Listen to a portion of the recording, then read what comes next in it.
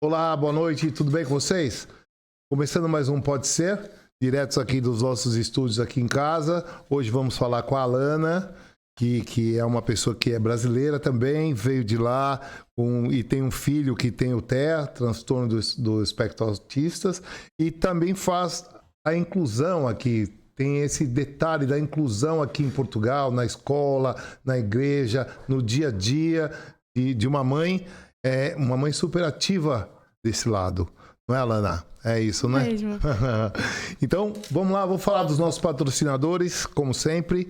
O Ateliê de Delícias, que nos patrocina com essas delícias que estão na mesa. Hoje, enroladinho de presunto e queijo, que aqui é fiambre e queijo, e um bolo de pamonha, que todo mundo gosta, menos eu. John's Burger, que é a melhor hamburgueria da cidade, do nosso amigo lá, que nos agracia também em alguns podcasts com os lanches dele. Abelio Barbeiro, salão de barbearia e cabeleireiro, spa da mulher e do homem, do nosso irmão Everton. Estúdios Brito, tatu e micropigmentação capilar. Brazuca, pizzaria do Giliar, uma pessoa sensacional que atende você aí da melhor forma possível. No final vai estar ali um QR Code com o arroba de cada um. E vocês entram lá e se for na Brazuca, se for no T-Bone Steak também, que é nosso patrocinador, você tem que dar uma ligada e marcar uma hora, porque reservar uma mesa lá, marcar uma hora, porque senão não pega, porque é muito cheio. Muito cheio. Estúdio Jéssica Pestanas, o EPR Garage em Caldas da Rainha, do nosso irmão Matheus lá. Como eu falei agora há pouco, o T-Bone Steakhouse, do nosso irmão o Anderson também. Liga lá para marcar, porque senão não faz. Tá? E hoje, nós fizemos lá um vídeo lá no T-Bone e nós vamos colocar aí também no nosso YouTube para vocês darem uma olhada e conhecerem o T-Bone. E também fizemos um vídeo lá na Brazuca Pizzaria para vocês conhecerem também, tá? Olá, boa noite, tudo bem? Olha, hoje nós viemos aqui no T-Bone jantar e agradecer ao Anderson, que é o dono do T-Bone, que é um dos nossos patrocinadores do nosso podcast, o Pode Ser, e mostrar para vocês aqui um dos pratos principais aqui do T-Bone, que é o entrecô. Entrecô, uma saladinha light e uma batatinha, tá? Então, quem tiver na região de Leiria, Batalha, vem aqui jantar ou almoçar no T-Bone Steakhouse, de terça a domingo. Procura aqui a Linda, procura o Anderson, marque uma reserva no nosso vídeo, vai estar lá o arroba deles. Vocês primeiro marquem a reserva, porque é lotada a casa, olha o barulho que tá, lotada a casa. Venham conhecer T-Bone Steakhouse. Um abraço a todos. Obrigado.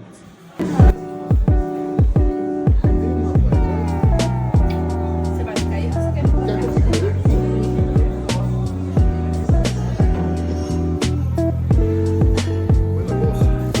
Tá?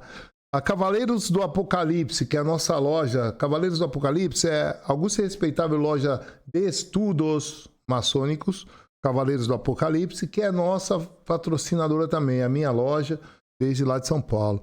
A Herbalife, The Best Fit Club, que é em Alcobaça, é um centro de Herbalife que você pode ir lá e degustar na hora, comer, beber produtos de baixas calorias. O Douglas Car Wash, na Marinha Grande, do nosso amigo e irmão Douglas também. Esses são os nossos patrocinadores. No final, eu volto a falar deles. Então, hoje, falando com nós aqui, está a Alana, diretamente do Rio, veio aportar aqui em Leiria. Tem uma história muito bonita para contar. Alana, por favor, obrigado por ter vindo, viu? Eu que agradeço. Falando também dos patrocinadores, todo mundo a gente conhece, né? Porque são aqui da região e são maravilhosos. Ele falando dá até água na boca, porque a gente experimentou aqui um pouquinho. E eu que agradeço aqui o convite. Assim, tô com pessoas aqui enormes. Estou me sentindo até, nossa, porque realmente o próprio Edu também tem uma história muito linda, então a gente está aqui para compartilhar, para a gente ver se a gente realmente faz a diferença também na vida de alguém também. Verdade. Eu sou mãe atípica, vou me apresentar, né?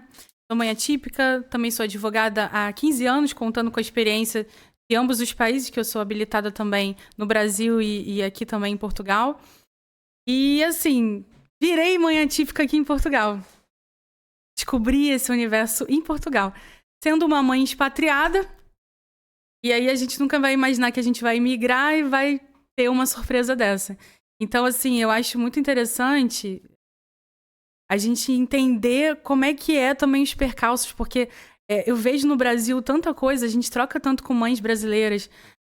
Quais são as dores da mãe brasileira? O que ela busca? Ela vai atrás de advogado para poder, no plano de saúde, ter alguma coisa para o filho e tudo. E como que é fora? Quer dizer, tem também esse monstro, né, de... como que é, Alana? E tem muitas mães que me procuram por ser advogada e mãe atípica. Sim. E como que é aí? O que eu vou fazer? Eu posso imigrar como mãe atípica? E eu acho, assim, que eu e outras mães também que eu conheço aqui, que eu pude conhecer, até da nossa comunidade brasileira, nós somos a prova viva. Acho que uma mãe pode, sim, migrar e existem situações melhores para os seus filhos em educação, sim. em situações aqui fora também. Isso é possível também fora do país. Se você tem esse sonho, existe também essa possibilidade. Que bom.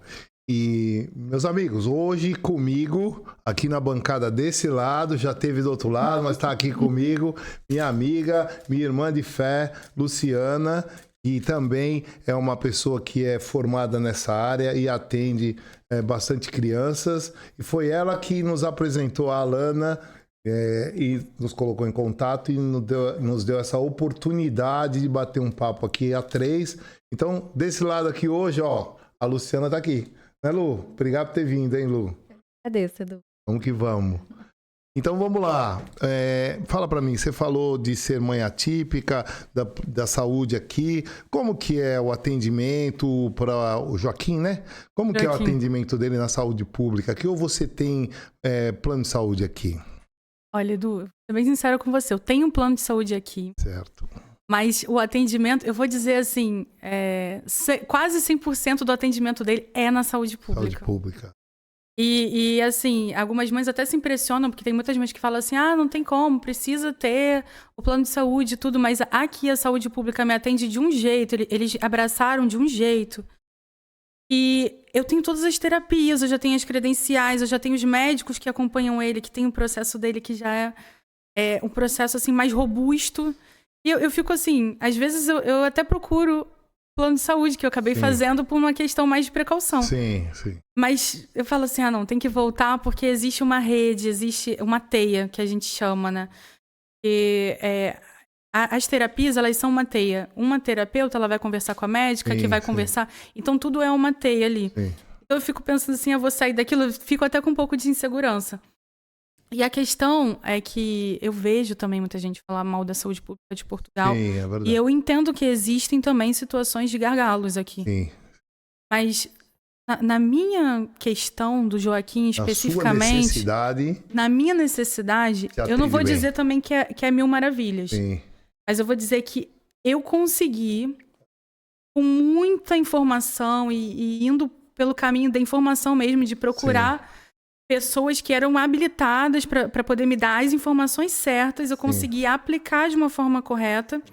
E hoje em dia eu troco figurinha e as mães do Brasil falam, nossa, ele demorou tantos meses para conseguir isso que você tem hoje. Uhum. E eu tenho plano de saúde e pago R$500 por mês. Eu fico, gente, como assim R$500 por mês? Euros. Reais, porque é no Brasil, né? Plano de saúde para uma criança, R$500. Eu já acho caro porque vai aumentando de acordo com a idade. Né? Com certeza. Então, 2 anos já paga R$500 e tá tendo terapia agora. Quer dizer, demorou, vamos dizer, uns 6 meses, mas teve que colocar na justiça, teve que fazer, teve que o advogado despachar com o juiz, etc. Falei, eu tive um processo normal, que é um processo de intervenção precoce. Aqui, um processo normal aqui. E demorei esse tempo e não precisei... eu sei que eu sou advogada, mas não precisei colocar nada na justiça, fazer nada. Ele fluiu naturalmente. O meu filho, ele começou a terapia antes do laudo. Que legal. Gratuito, o governo dando a credencial, porque achava que ele precisava. Você faz terapia aqui nessas associações, igual aquela que eu te falei lá em cima na Leiria, ou você faz no hospital público? Olha, pasmem, as terapias do meu filho é feita numa clínica particular. Quem paga é o governo. Que legal. É feita... posso falar? Clínica? Pode ficar à vontade. É feita ali na o nome daquela azul, da Marinha Grande, aquela que fica ali perto do Brico Marché. Sei. Então, é uma, assim, a estrutura deles é incrível, é uma clínica... Uma bem grande ali, né? É, uma bem grande que tem. Se eu não me engano, é Beatriz Godinho. Beatriz Godinho, sim. Então, as crianças pagam um valor, assim, considerável, mas o governo entendeu que... o que é interessante foi isso. Eu não tive na saúde pública, porque a Marinha Grande, aqui onde eu resido, não tinha tantos lugares de terapia, não tinha tantos profissionais. Eles falaram, se a gente é deficiente aqui, a gente vai te dar uma credencial, o governo vai pagar para você ficar numa clínica. Eu achei isso incrível. Isso me pegou de surpresa de uma forma assim... Então quer dizer que se a saúde pública não tem estrutura...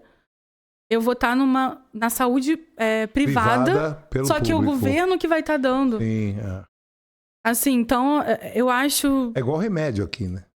Remédio aqui, você vai no posto de saúde, o seu médico de família indica para você prescreve para você aquele remédio. Muitos são de graça e muitos, o preço é muito baixo. 1 euro, 2 euros. Exatamente. Então, isso realmente me impressionou, porque a gente está muito acostumado...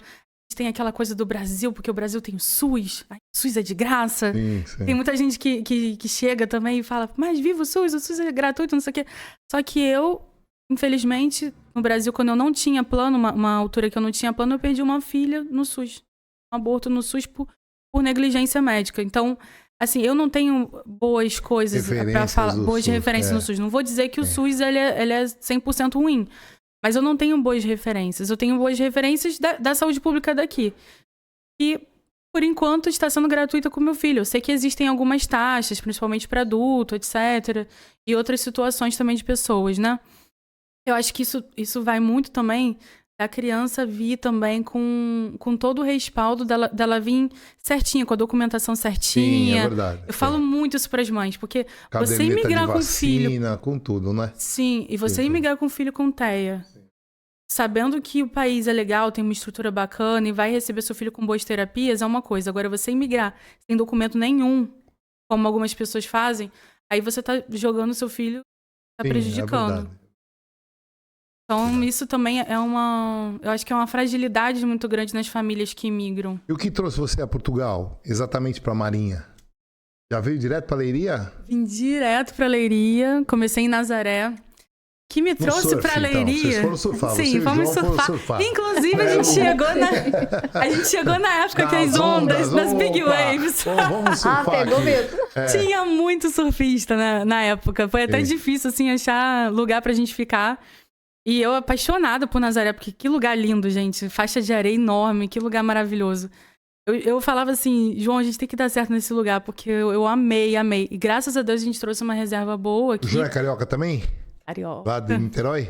Niterói, Fluminense. Fluminense, legal. E assim, a família do João é portuguesa. Sim. Por parte de pai. Que legal. E eles viveram a vida inteira falando de Leiria pro João. O João cresceu então eles são ouvindo. Daqui da região. Eles são. Olha, os avós deles se casaram em Amor. Aqui do lado. Aqui. Na igrejinha de Amor. Sim, aqui do lado. A gente passa todo dia em frente pra levar ela pra escola. É lindo, ele passa ali e fala, meus avós se casaram aqui. O avô dele é João também. João, imigrante que foi pro Brasil. E ele é o João que voltou. Aqui quase não tem João. Agora imigrante aqui. Aqui quase não tem João. Tem muito. Pelo amor de Deus. Então, aí ele pegou o nome do avô, herdou o nome e herdou a coragem também de migrar. Porque tem que ter coragem, né? É verdade. E ele falou, Alana, a vida inteira eu ouvi falar de Leiria. E ele ainda falava assim, o sonho do meu pai era morar na Marinha Grande. Eu quero conhecer a Marinha Grande. Quando a gente conheceu, a gente se encantou. Porque a Marinha Grande é como se fosse um condomínio de luxo fechado. Porque lá, muito bom. Lá é muito calmo. Sim, é tranquilo. Tem vários parques e tal. Você imagina, uma criança com TEA, né? A gente não tinha o diagnóstico do Joaquim, mas a gente sabia que ele não gostava de lugar muito... Sim, cheio de gente e tal. Atrás da igreja da Marinha, perto da padaria que eu falei, é muito boa também ali, tranquilo. E os patinhos, gaivota. Nossa, aquilo ali é... Porque tá muito perto da praia também, né? Da Vieira. Sim, e tem muitas praias lá. Se a gente contar, acho que são 11 praias liberando aqui Leiria. Exatamente, É muito balneado. Começa aqui em Pataias, né? E vai. Sim, Patais, e você vai indo. Tem paredes, tem várias praias. Até Nazaré tem muita praia. São Pedro de Moel. Sim, São Pedro de Moel é lindo também. É verdade. Então, assim, é um paraíso. A gente acha que tá no paraíso. Então, eu falei, a gente tem que dar certo. A gente veio aqui com tudo pra dar certo. Com praia. Exatamente. E é aquela coisa gostosa que faz você se acostumar rápido. Sim, é verdade. Já até você chegar em Lisboa e falar assim, ai, tá muito movimentado. É voltar. Vamos voltar pra casa, que já deu, né? É muito gostoso. E você, Lu? Você também já tá aqui há um tempinho e nessa empreitada também de cuidar de crianças também com o espectro ou não? Não só, né? Não. Eu, na verdade, eu me formei aqui em Portugal. A minha universidade era à distância, então eu consegui concluir aqui. Legal. E eu fiz essa faculdade justamente porque eu tive uma experiência com uma criança de 3 anos em uma missão que a gente foi para um bairro muito distante. Lá no Brasil? No Brasil. A gente foi para o Acre. Aí do Acre a gente pegou um barco e andou, eu acho que foram 4 horas de barco para chegar em Porto Walter. Assim, um lugar totalmente sem estrutura, sem... Ribeirinha, comunidade ribeirinha, uma comunidade ribeirinha, sem estrutura. E eu levei um tapa no rosto dessa criança, me bateu, e eu falei, que criança mal educada. E com raiva, assim, uma amiga minha que tava junto falou, eu acho que ele é autista. E aquilo, assim, mexeu comigo. Eu falei assim, a gente julga aquilo que a gente não sabe. Né? Porque é muito fácil você falar que essa criança é mal educada, essa criança, julgar a criança, você não entender a criança, porque eu descobri que o mundo não entende nenhuma deficiência. É verdade. As pessoas com deficiência, elas são assim, elas vivem... As margens. Uma bolha, sim, né? Vivem as margens da sociedade. Elas tentam sobreviver, porque as pessoas não sabem nada a respeito. Sim. Então, fui fazer uma faculdade justamente por isso, para eu trabalhar na igreja. A minha intenção não era dar aula, não sei como vai ser agora que eu tô formada. A minha intenção era trabalhar na igreja, porque a gente tinha crianças dentro da igreja que a gente não sabia o que fazer com elas. Então, elas estão aqui e agora, o que a gente vai fazer com elas? Né? Então, isso que me buscou para essa área. Então, eu trabalho não só com o autismo, mas com todas as deficiências. Então, a gente vai falar sobre o autismo, né, em especial, porque... Temos aqui uma expert na área, a gente precisa aproveitar o máximo desse assunto. Legal. Fala pra mim, Alana, o Joaquim já tá no ATL ou ainda não? Tem 4 aninhos? Vai fazer 4 anos? Ele tá na escolinha? Tá no ATL, ele na tá escolinha. ATL ou tá na escolinha? Tá nas duas coisas. Nas duas coisas. Eles começaram já a falar, olha, Alana, o Joaquim, ele tava primeiro numa creche particular. Certo. E aí... olha que interessante, quando eu comecei a fazer a intervenção, só uma coisa, a escola que ele tá é pública. Hoje em dia é pública. Deixar claro isso para todo mundo Hoje em dia é entender. pública. Então, mas foi assim, eu comecei, chega do Brasil, e eu sempre estudei em escola particular no Brasil, etc. A gente pensa assim, vou colocar meu filho na escola particular, pelo amor de Deus e tal, e a gente tem essa visão. E eu coloquei ele na particular, até porque era creche, ele ainda tinha menos de 2 anos, Joaquim veio aqui beber. Chegou aqui com 1 aninho e pouquinho. E aí deixei na creche porque eu precisava trabalhar, eu comecei tirei meu diploma aqui, virei advogada, tudo, precisava trabalhar. Aí o que acontece? Eu tava vendo que ele tava regredindo, eu fiquei pensando, será que é adaptação? Será que é porque ele chegou aqui? E comecei a estudar, porque minha mãe sempre foi psicopedagoga. Sim. Então, comecei a ver alguns sinais no Joaquim que já me deixaram alerta. Então, eu meio que sempre soube, sabe? Eu sempre tive aquele negócio que estava em mim. E aí, comecei a intervenção precoce sem diagnóstico dele. Mas eu tinha aquela coisinha de... Eu sei que tem alguma coisa e eu vou investigar isso para ter realmente... Você não passou, então, pela fase da negação? Iria dos pais Eu passei. Quando me falaram, olha, seu filho é autista... Eu passei por uma fase, não é autista, mas eu sabia que tinha alguma coisa ali. Eu sabia, assim, poderia não ser o autismo, mas eu tinha essa negação. E aí, quando eu comecei a investigar mesmo e entrar a fundo e ver o que realmente era o autismo, aí eu comecei na fase da aceitação. Quer dizer, existem várias camadas, né? Na mãe, quando recebe diagnóstico, tem aquela fase do luto, de... eu perdi o meu sonho de ter um filho que alcançasse isso, aquilo. Foi aqui. Então, assim, eu tive sim uma fase, mas foi uma negação muito rápida, porque eu tinha essa psicóloga do governo, que também era dessa estrutura da intervenção precoce, para poder... Eu sinto, assim, que ela educou a gente, nós pais, enquanto a gente estava tentando educar o Joaquim, colocar ele numa terapia, não sei o quê. Ela preparou a casa pro Joaquim. Eu vou preparar esses dois. Gente, o que ela fez na nossa mente, o 360 que ela rodou na gente, o que ela fez a gente ressignificar como pais, você não tem noção. Quando eu abri a minha... E ela falava... Alana, ela é uma psicopedagoga que vai na sua casa, ela vai na minha casa toda semana.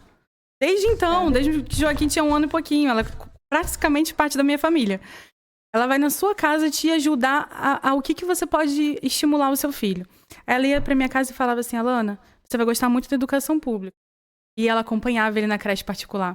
Sim. E ela acompanhava? Acompanhava. Ah, que legal. Ela ia, olha, essa psicóloga do governo, Sim. ela ia dentro da creche para saber o que eles estavam fazendo. É como se o governo tutelasse o Joaquim. Sim. Eles vão dentro da casa dos pais, eles querem ajudar os pais a entender, Sim. A gerar ali um ambiente para ele.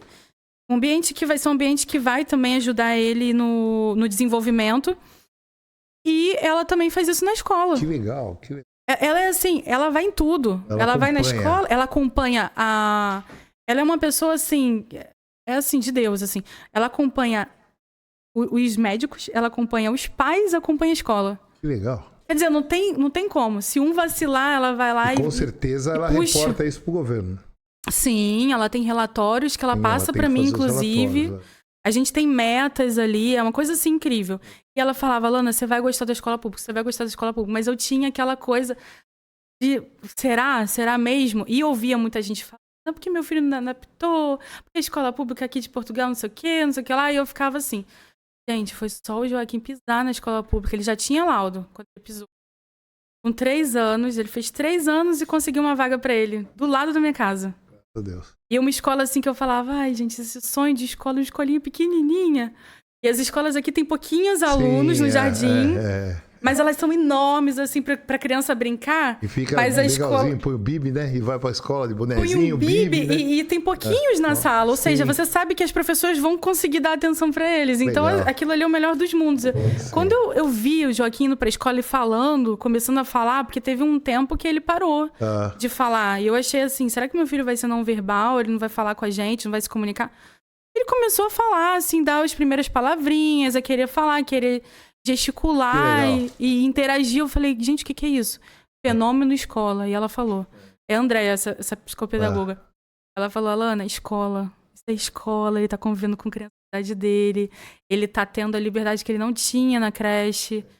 Ele não tá sendo tolhido, porque na creche falava-se muito não, tanto que ele só falava não em casa, ele não se comunicava, mas só falava não. Então, assim, eu tive essa transição do particular para o público aqui em Portugal e me surpreendi. Escola pública é uma escola que... Que bom. Eles pegam, assim, a gente... E nessa mesa aqui que a gente tá redonda, assim, de... Vamos discutir sobre o Joaquim? Vamos. Todo mês é isso. Olha, Joaquim atingiu isso aqui de desenvolvimento, aquilo aqui de desenvolvimento, não sei o quê.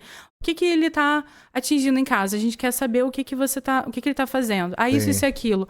Ah, então, ele evoluiu assim, assado com os coleguinhas, trata o psicossocial, trata não sei o quê. Aí eu fico assim... Escola pública. Pública, é verdade. E muito eles estão aqui particular. com essa paixão e com essa seriedade com meu filho, né? E eu fico abismada com isso. Aí depois, sabe o que ela faz? Ela manda um e-mail pra mim, com esse relatório completo do que ela fez.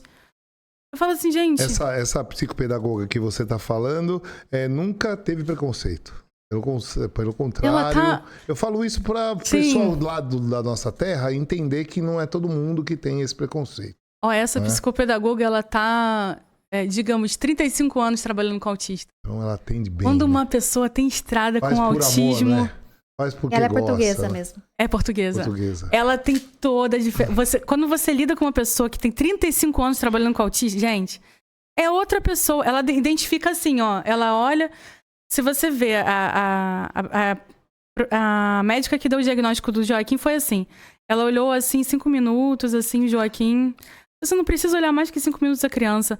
A gente que convive com autista diariamente, eu que convivo, meu marido autista e meu filho autista em casa, é assim, eu sou ali a ovelha negra. Então, quando eu vejo um autista, ou vejo até alguns adultos dando sinais, que o adulto é mais difícil, que tem o masking, né?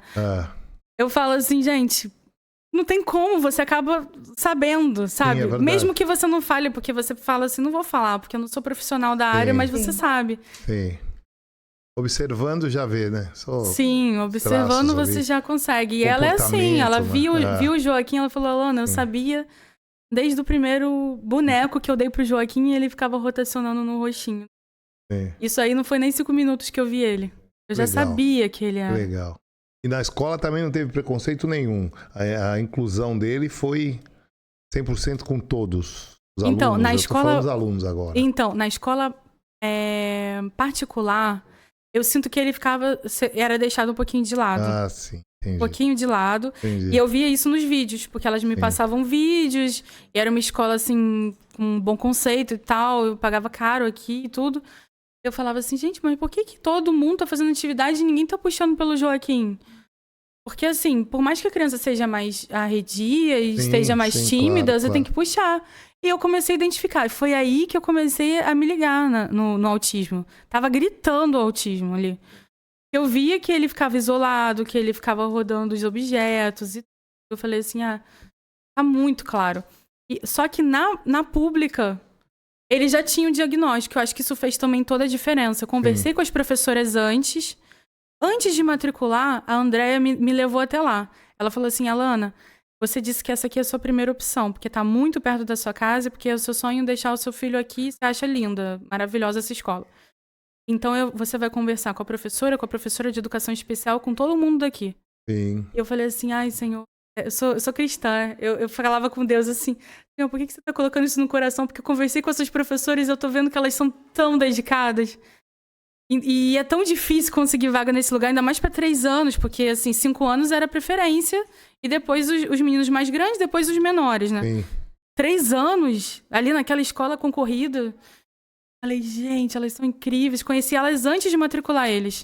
Que legal. Conheci em março, assim, a matrícula vai para junho ali, pra eles serem matriculados em agosto. Então, assim, falei, não, mas eu não tô... Eu falei, Senhor, que seja da sua vontade. Eu também não sei o que pode acontecer com ele. Mas o meu coração tava latejando por aquela escola e parecia que eu sabia. Já tinha o diagnóstico. O diagnóstico ajuda bem, né? Sim, o diagnóstico ajuda a você criar... Eu acho que o diagnóstico é um divisor de águas, assim.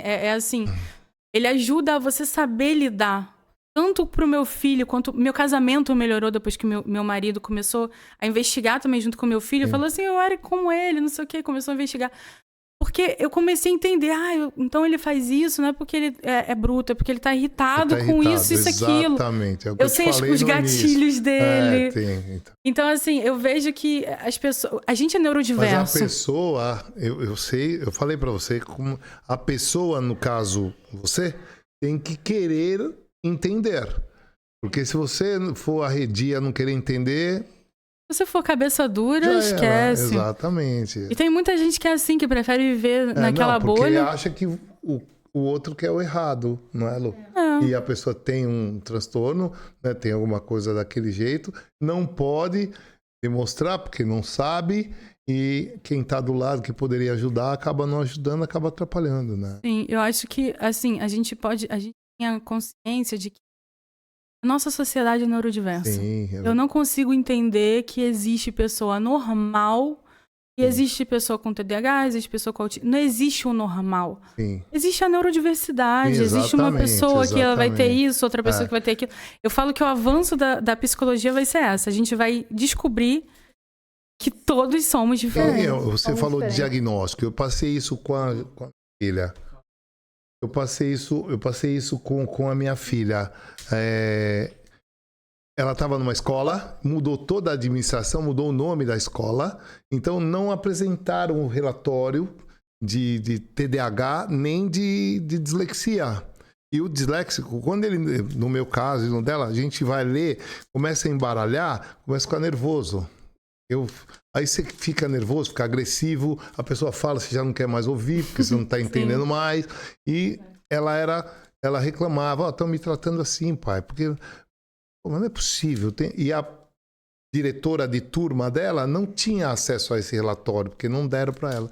Aí eu fui lá conversar, ela falou, mas eu não sabia. Eu falei, como não?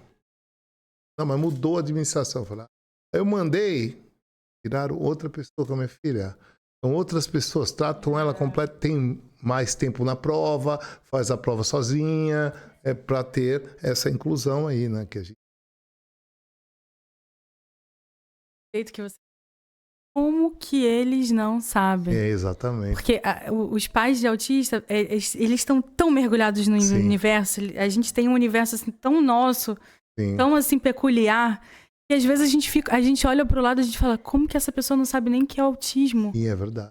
Como que essa pessoa tá tratando o meu filho assim como se ele tivesse uma deficiência intelectual, ou uma doença, ou como se ele fosse morrer daqui a 3 dias? Não é. Então, a gente fica, como que isso acontece? Isso que você sente, eu também sinto. Diariamente.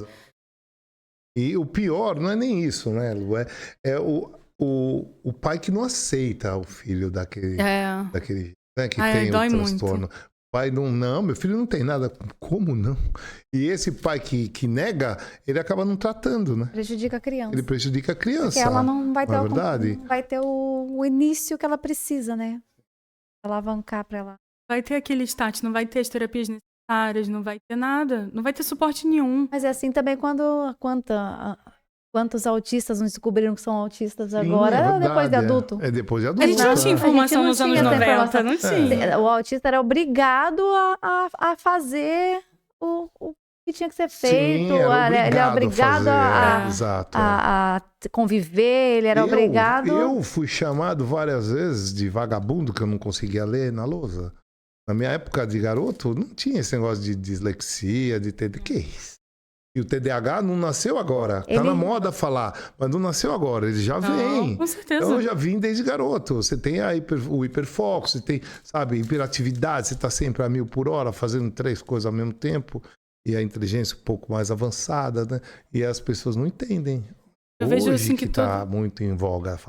Toda a neurodiversidade, eu acho que é muito antiga. Muito antiga. Muito antiga. Claro, eu acho que os gênios de antigamente também tinham muita neurodiversidade. Claro. Só que sempre nunca foi estudado, nunca foi falado, nunca foi... Exatamente. As pessoas eram discriminadas e pronto. As pessoas eram queimadas, as pessoas eram separadas, elas saíam do convívio. Sim. É porque dá raiva mesmo, muito. Socialmente falando, dá raiva pra pessoa intolerante. Sim. Uma pessoa que é diferente ali. Sim, exato. Quer dizer, todo mundo tá sentado, por que você tem que ficar em pé? Sim, exato. O meu filho é difícil. Pra ele ficar sentado, pra gente foi uma... nosso filho ficou sentado. Conseguimos. Porque a professora falava assim, olha, a gente faz as atividades, o Joaquim tem tempo dele, né? E agora ele já tá sentando na cadeirinha. Que legal. Mamãe ia falar assim, sentando na cadeira, a gente acha ele tá sentando na cadeira, ele tá fazendo, tá cumprindo os protocolos sociais direitinho, tá pegando no lápis, não sei o quê. Que legal. Pra gente isso é monstruoso de bom. Que bom. E fala pra mim, e aqui, eu sei que no Brasil aqui tem uma associação assim, de mães e pais que se unem, de autistas, que se unem aqui pra fazer alguma atividade, alguma coisa assim? Não? Então, existe assim, acaba por ser um movimento nosso, mais nosso, né? Não existe fins lucrativos, nem nada. Não, sim, uma associação. Mas acabou por assim, a gente começar um grupo de mães.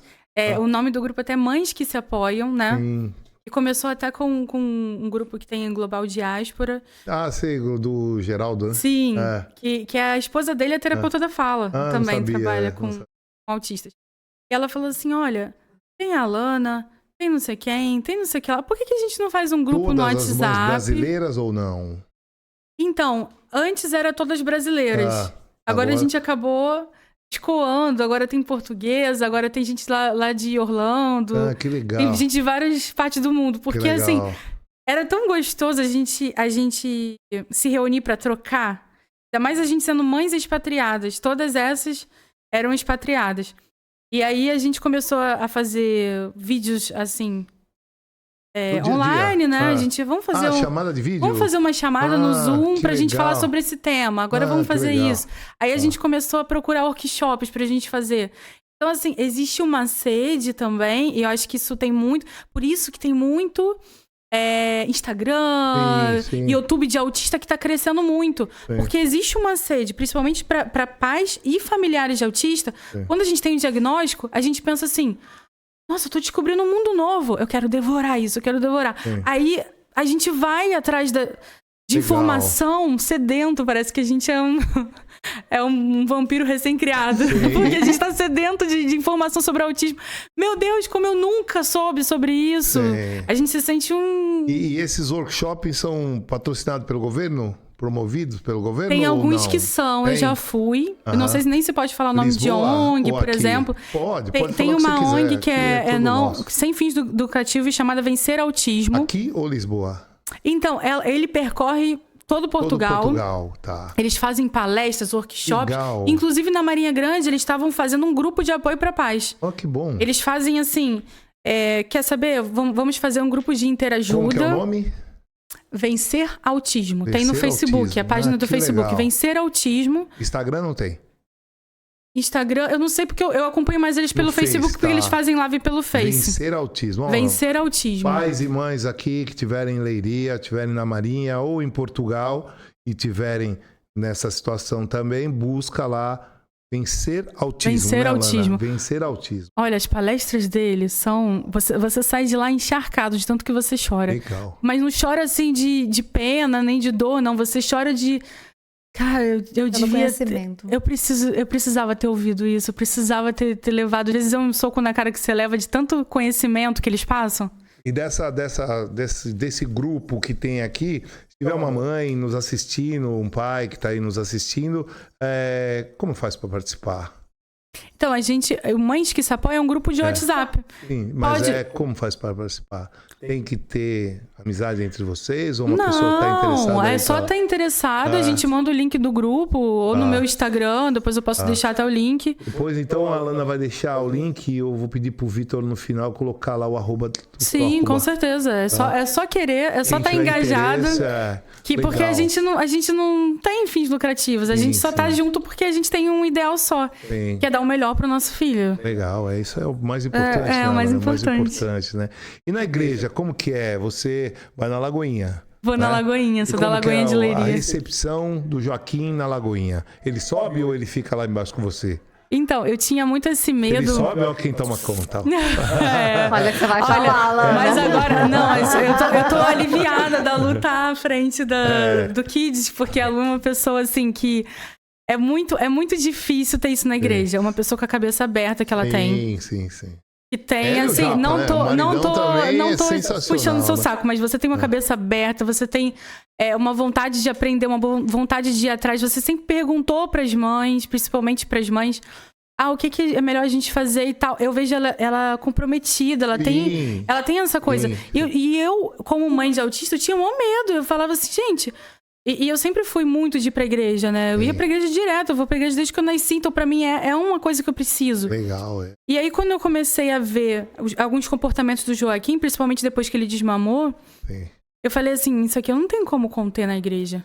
Quando ele começou a gritar desse jeito, as pessoas começaram... Eu não tava na Lagoinha ainda, eu tava em outra igreja aqui em Portugal. As pessoas começaram a me julgar, achar que o meu filho não tinha reverência e tal. E eu praticamente fui colocado um pouco de lado, assim. E eu sinto que tem muitas mães que elas sentem vergonha. Sim, exato. Do seu filho. Né? Não, e outra coisa. Não se sentem. Não existe um grande braço para abraçar as mães de autista dentro de igreja. Sim. E se seu filho gritar, uma pessoa vai olhar e vai falar assim... Tá atrapalhando o culto. Olha só que criança birrenta. Essa mãe não tem controle sobre ele. Então, assim, elas se sentem acuadas, elas não se sentem abraçadas, elas sentem que ali não é o lugar delas. E eu fico pensando, gente, o que Jesus faria? Se Jesus mesmo, se Deus criou a neurodiversidade, é claro que ele quer uma pessoa autista ali, quer no púlpito, quer fazendo coisas para a obra dele. Então, assim, eu senti mais liberdade na Lagoinha. Foi uma igreja que eu me senti mais liberdade. Vou dizer que não teve uma outra situação ali que eu tive de coisas ruins que aconteceram por pessoas serem ignorantes, mas eu vi que era uma ignorância de uma pessoa específica ali. Sim. Se a gente ficar olhando só isso, a gente vai sair de todas as igrejas, porque todas as igrejas não são perfeitas. Não, e é um assunto que não é falado, que não é aceito, infelizmente. Então, a gente tem as crianças diferentes uma das outras, a gente tem com autismo, tem com TDAH. Aqui a gente não tem. Eu tinha uma criança que era paraplégica no Brasil. Então, a gente tem crianças diferentes que a gente precisa levar Jesus para elas. Só que a gente precisa de treinamento. Agora a gente está já puxou a doutora Lana para o nosso lado, para ela dar treinamento para os professores. A gente já estava de olho nela, entendeu? Porque assim, quanto mais conhecimento a gente tem, melhor a gente pode atender essas crianças dentro da igreja, né? Então, a igreja onde deveria ter a inclusão, acontece a exclusão. Eu não consigo aceitar isso. Eu também não consigo entender. Mas é falta de informação. Os professores têm falta de informação, a igreja tem falta de informação, a igreja precisa conhecer sobre o autismo, sobre as deficiências, sobre o TDAH, sobre todas as deficiências. A igreja precisa conhecer. Acho que foi-se o tempo que a igreja era aquela igreja que só você ia lá, orava e ninguém tinha estudo e a pessoa tratava tudo como se fosse... demonizava tudo, né? Sim, exato. Demonizava o autismo, porque ele tá tendo crise, então ele tá tendo uma crise demonizada. Sim. Não é. Eu acho que isso... o fato de você conhecer, de você ter estudo, a gente tem preletores, pastores aí tão inteligentes, né? Cultos, a gente fala assim, gente, olha, ele tá usando tudo que ele tem de conhecimento para trazer Deus. E eu acho que Deus está também no conhecimento, Deus está nas ciências, Deus está na psicologia, Deus está em tudo. Sim. E a gente, quanto mais a gente abre a cabeça, melhor. Eu, quando fui a primeira vez no Louvre, eu senti a presença de Deus, você não tem noção. Porque eu falei assim, a Bíblia tá aqui, ó. Sim. Quem duvida que a Bíblia é um livro... Gente, pelo amor de Deus, tá ali certinho a Bíblia. Sim. Desde a época do faraó até a época atual. Tudo. Não tem como negar antes de Cristo, depois de Cristo. Eu falei, gente, se eu algum dia duvidei que Jesus existe, hoje eu não duvido mais. Como é que pode existir, sabe? Porque tem muita gente, você falou em Louvre, tem muita gente que vai no Louvre só pela Mona Lisa, não sabe o que tem lá. Não sabe a riqueza que é lá dentro. Exatamente. Na verdade, só vai pela Mona Lisa, vê a Mona Lisa e vai embora. Eu tô falando mais do cult, né? Eu tô conhecendo um museu internacional e tô vendo Deus ali. Sim. Você já viu? A Mona Lisa tá aqui, na mesma sala, uma obra gigantesca na parede que ninguém nem olha. E tem na sala da Mona Lisa tem obras incríveis. E eu acho ridículo aquele quadro pequenininho daquele jeito, que a gente mal vê. Falando, vim aqui pra isso? Eu tive que entrar correndo aqui nesse Louvre inteiro pra ver isso. É verdade. Nem é também aquela coisa, assim, né? Vai ver, né? Ai, não posso falar isso. Vamos mudar de assunto. Alana, queria que você falasse pra gente um pouquinho sobre... A gente já falou muito sobre isso, né? Mas sobre a adaptação de uma criança imigrante aqui. A mãe tá pensando em vir pra cá. Sim, e a sua criança, ela tem o TEA. Então, eu acho assim... tem idades, né? Tem fases. A adaptação da criança imigrante... a gente estava até conversando aqui um pouquinho antes que ela tem um tempo. Você tem que dar tempo ao seu filho. Não adianta você chegar e achar que em 3 meses ele vai estar completamente adaptado no país. Ele não conhece o país, ele não conhece a cultura. Ele está sendo jogado, na verdade, de uma certa forma, numa cultura completamente diferente. Ele está sofrendo uma metanoia, né? E a metanoia é difícil para todo mundo. É difícil para quem se converte, é difícil para quem tá indo para outro país. Se a gente enfrenta nossos monstros psicológicos, você imagina o nosso filho, que não tem a estrutura psicológica ainda formada de um adulto e tá ali. Só que o Joaquim, eu tive, assim, esse... Acho que uma coisa que eu tive boa, assim, em relação ao Joaquim, é que ele veio muito novo. Ele veio bebê. Então, o vínculo que ele tinha familiar, ele era muito mais ligado... E ele nasceu na pandemia, 2020. Então, o vínculo que ele tinha familiar era muito mais com meus pais, porque não tinha tanto contato com o pessoal. Então, ele não sofreu tanto. Mesmo assim, eu senti que ele teve um prejudicial ali no início, sabe? Ele teve um certo... Ele voltou um pouquinho atrás. Ele já estava evoluindo bastante. Ele voltou um pouquinho atrás... E isso depois eu fui descobrindo que era questão que existe também situações que o autista, que chega a 2 anos, 3 anos, que às vezes ele dá uma uma regredida. Então, essa regressão aconteceu aqui. E eu achei que era por conta da questão da gente ter mudado e migrado. E eu me senti muito culpada como mãe. Acho que toda mãe se sente culpada quando o filho chega e não se adapta bem. Mas existe também aquela questão. Dê tempo ao seu filho, dê tempo a você. Sim, claro. Enquanto você não fizer 1 ano e meio, 2 anos, você não vai saber o que você realmente sente. Tudo vai ser muito medo, vai ser muito diferente, vai ser muito difícil. Vai ser assim, é como se você colocasse um peso 5 vezes mais naquilo, né? Então, assim, eu acho que a adaptação do Joaquim, tudo contribuiu para favorecer isso, porque ele chegou depois da pandemia, etc. Mas, assim, o que eu diria para mães que estão vindo para cá com seus filhos autistas é: dê tempo ao seu filho. Sim. Porque o autista, e eu pesquisei isso, achei tão interessante, gente, o autista, ele gosta de migrar. Porque a questão do autista de imigrar, e isso também tem muito a ver com meu marido, é porque às vezes o convívio muito em família, aquela festa toda hora, não sei o quê, isso também deixa o autista um pouco... Ele gosta de ficar isolado também. Ele gosta. Isso é verdade. E só algumas vezes ali pro país dele de origem, ou falar só algumas vezes com os parentes dele, é também um conforto pro autista. Eu conheço muitos autistas imigrantes. Hoje em dia, adultos imigrantes. Esse detalhe que você falou de falar só um pouquinho com a família... Pega mal do outro lado, porque acha que você não tá nem aí. Mas não quero falar agora. Não, mas não é. É questão de ser reservado. O João é apaixonado. O João, quando a avó dele faleceu, eu acho que a gente imigrante até sente mais, sabe? Porque eu sofro, às vezes eu choro tanto. E o pessoal lá do Brasil tá um pouco de boa e eu tô chorando aqui. Mas eu acho que a gente sente mais porque a gente tá com os nervos à flor da pele. E o João, quando a avó dele faleceu, ele chorou demais, demais, demais. E ainda teve gente fazendo piadinha na família que... Ah, mas você não tá aqui? Mas você não se importa? Como é que diz que o imigrante não se importa? O imigrante se importa e muito. É verdade. A gente faz um sacrifício enorme quando a gente imigra. A gente deixa as pessoas que a gente mais ama. E a gente sente... Quando eu voltei pro Brasil, né, de férias... Nossa, eu senti que eu tava com muito mais saudade que todo mundo. Porque eu queria pegar todo mundo, abraçar, apertar, esmagar aquelas pessoas...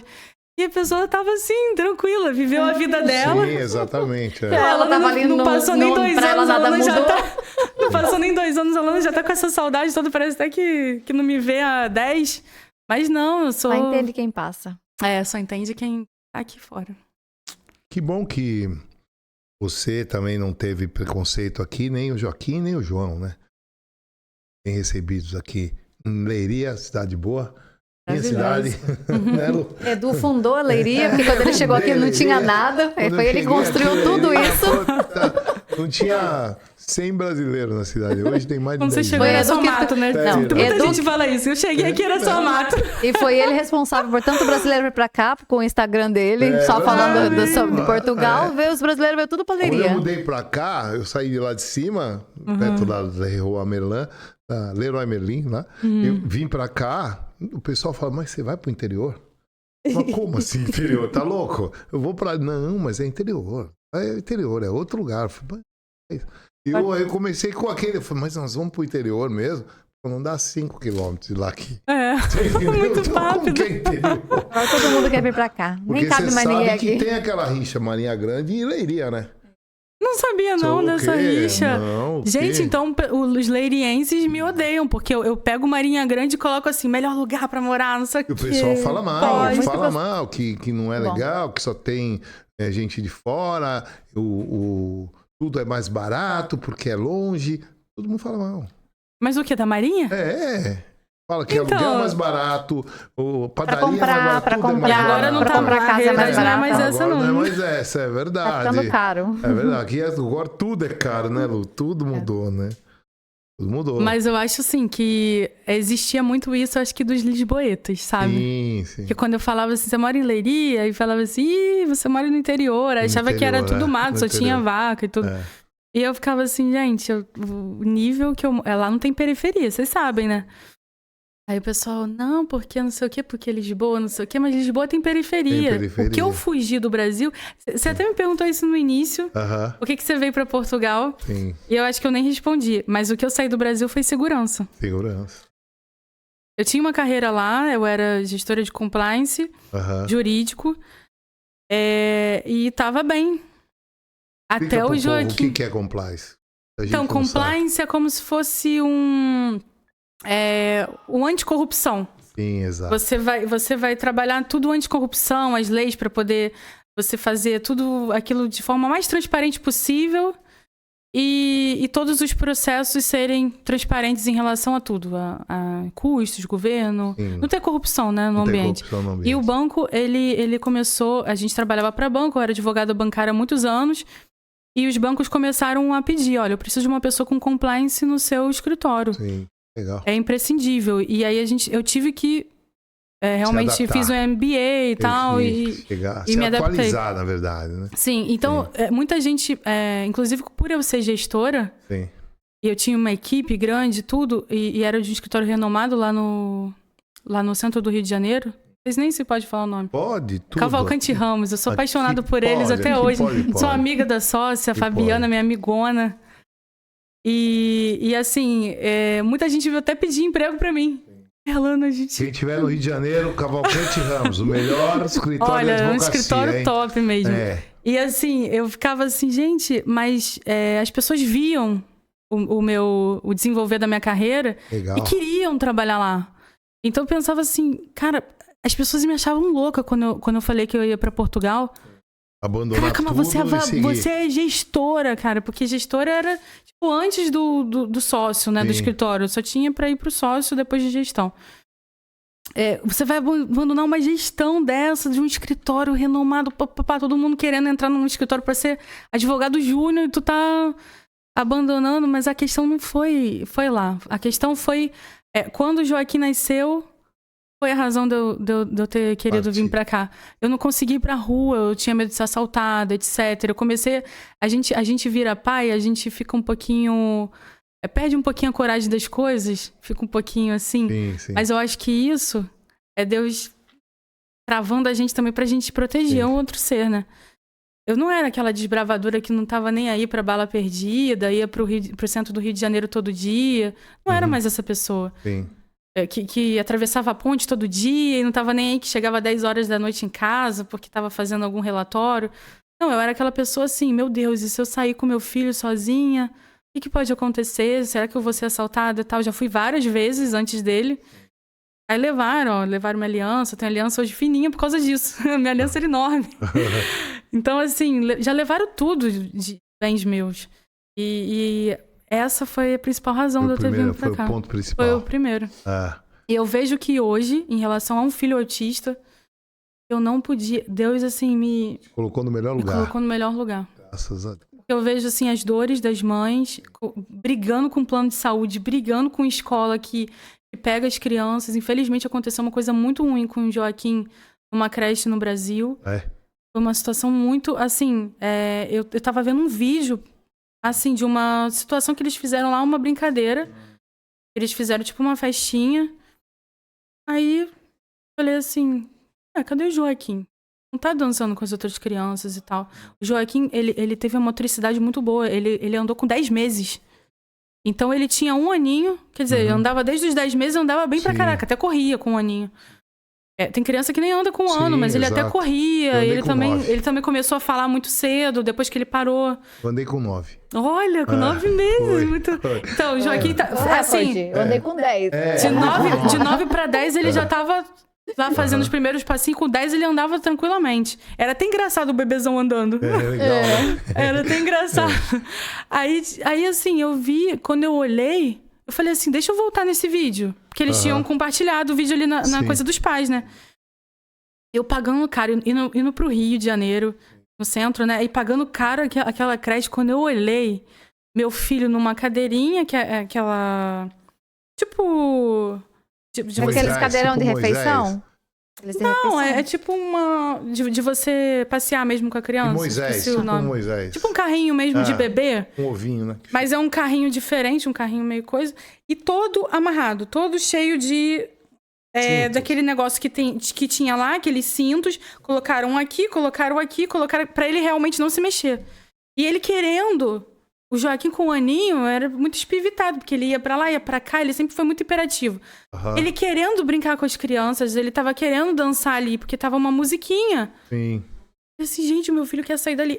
A situação que eu senti como mãe, vendo aquele vídeo, eu fiquei assim, horrorizada. Imagina, né? Falei, o meu filho tá preso. Sim. Meu filho tá amarrado.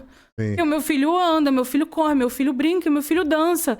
E eles estão numa festinha, meu filho é o único que tá sentado naquela cadeirinha, naquele carrinho de criança. E ele anda desde os 10 meses, eles estão regredindo meu filho. Então eu fiquei assim, desesperada. Eu tirei ele na mesma hora de lá. Eu já tava assim, de saco cheio. E hoje eu vejo, os vídeos que eu vejo, gente, assim, como eu tenho também a questão do... Também tenho até um Instagram de Teia, Família Neto Teia. Esse Instagram, eu sigo muita gente da área pra poder entender, pesquisar e tal. Claro. E aí, quando eu vejo fazer maldade com criança na escola, gente, aquilo acaba comigo, acaba. Assim, é uma sensação de raiva misturado com tristeza. E eu vou às lágrimas sempre. Ah, Ana, você é muito chorona. Não é. É porque eu sinto que é o meu filho ali. Sim, claro. E tem uma hashtag, e se fosse teu filho? Já viu essa hashtag? Já vi. E se fosse teu filho? Eu passei por isso, né? Falei aqui, eu passei por... Minha filha teve bullying na escola por ser brasileira, por ter dislexia, TDAH também, na escola onde ela começou. De freira. Aí depois, foi pra lá, nessa escola que ela tá hoje, também teve. Lá. Uma menina. E aí eu fui atrás pra saber e tal. E o pai dessa menina, que se acha... né, que tem dinheiro, mas o mesmo ele paga, eu também pago. Né? E não, você foi na diretoria e falou, eu fiquei sabendo através deles lá. Ele veio aqui falar para mandar sua filha embora. Eu falei, como é que é? Tá louco? Vamos conversar com ele para ver se ele é bom mesmo. E aí passou de ser papai, né? De pai. Não, aí depois até fiquei amigo dele. A gente tem que brigar, né? Eu falei, aí a diretora falou, não precisa, tá tudo certo, ela vai ser atendida de uma outra forma. Fizemos o laudo, foi aí que fizemos o laudo, um psicólogo. Ela tinha atendimento aqui, aqui em casa. No quarto dela vinha uma psicóloga aqui, uma vez por semana, e ajudou muito na dislexia dela, a Cláudia, uma psicóloga muito boa aqui, de Leiria também. Ela tem um consultório, mas por causa da escola, ela vinha aqui no horário, final da tarde. Quando a Juliana saía da escola, ela vinha aqui semana. E depois passou, era 2 vezes por semana, aí depois passou 1 vez por semana para ajudar na leitura, tá? Hoje ela quase nem percebe que ela tem. Graças a Deus. Na minha época não tinha isso, né? Né? Picote estralava. Os professores, eles simplesmente gritavam. E tem até pessoas, né, dos anos 90, né? Falam assim, foi muito difícil ser autista nos anos 90. As pessoas que estão descobrindo autismo hoje por causa das informações exato, da internet. Exato. E aí foram crianças, porque o autista na nossa época era aquela pessoa que não tinha capacidade de fazer absolutamente nada. Exatamente. Era uma ignorância enorme em relação ao laudo, né? Então, e ficavam em lugares reclusos, né? Com aqueles tratamentos que eram totalmente errados. E aí falando, olha, eu fui uma... Foi muito difícil pra mim, porque eu falava, eu interagia, eu fazia tudo. E eu era o quê? Eu era a rebelde. Porque o autismo não tem cara. Não tem cara, exatamente. Não é igual o síndrome de Down, você olha, você vê que a pessoa tem síndrome de Down, porque ele tem os traços. Sim. O autismo não tem cara, o TDAH não tem cara. Não tem, então é por isso que na escola que ela tá hoje, tem uma psicóloga que atende. Que legal. Ela atende. Então, o pessoal lá cuida muito bem, recebe muito bem. Você vê todo dia tem aquelas pessoas vai para cá, vai para lá, né? Que são servidores da escola, todos os servidores, desde a diretora, né, até a moça que fica na secretaria, todos abraçam as crianças, sabe? Beija, abraça. Na hora de chegar, na hora de ir embora. Então é diferente, é um carinho muito que ela sente, né? Ela se sente bem acolhida ali. E a diretora de turma dela era muito rígida. Ela é muito rígida. Aí eu fui lá, conversei com ela, porque ela me chamou. Fui lá, eu expliquei, ela falou, mas eu não sabia. Aí foi que eu mandei o laudo de novo para ela. Já tinha mandado, mas eu mandei de novo. Ela pediu para eu fazer o laudo atualizado, que o laudo que tem já é antigo. Eu falei, tá bom, vou fazer. Ela faz análise 1 vez por semana também. E eu falei com a psicóloga dela, porque a gente pega o laudo lá em Lisboa. E a psicóloga dela é do Porto, faz via Zoom com ela. Aí eu falei com ela, Micaela, psicóloga, só que cuida de adolescentes e crianças.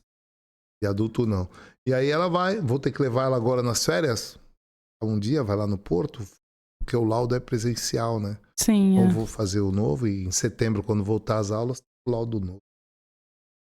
É uma força também que demora um pouco mais na... Ela tem essa possibilidade, ela tem, né? Essa possibilidade de ficar um pouco mais na prova, tem tudo isso. Eles dão um prazo maior, não é?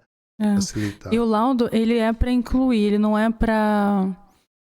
Tem muita gente que fala assim, mas e o laudo, não sei o quê, não tem medo do laudo. Não é para facilitar, é para incluir. É para incluir. É para incluir. É para incluir.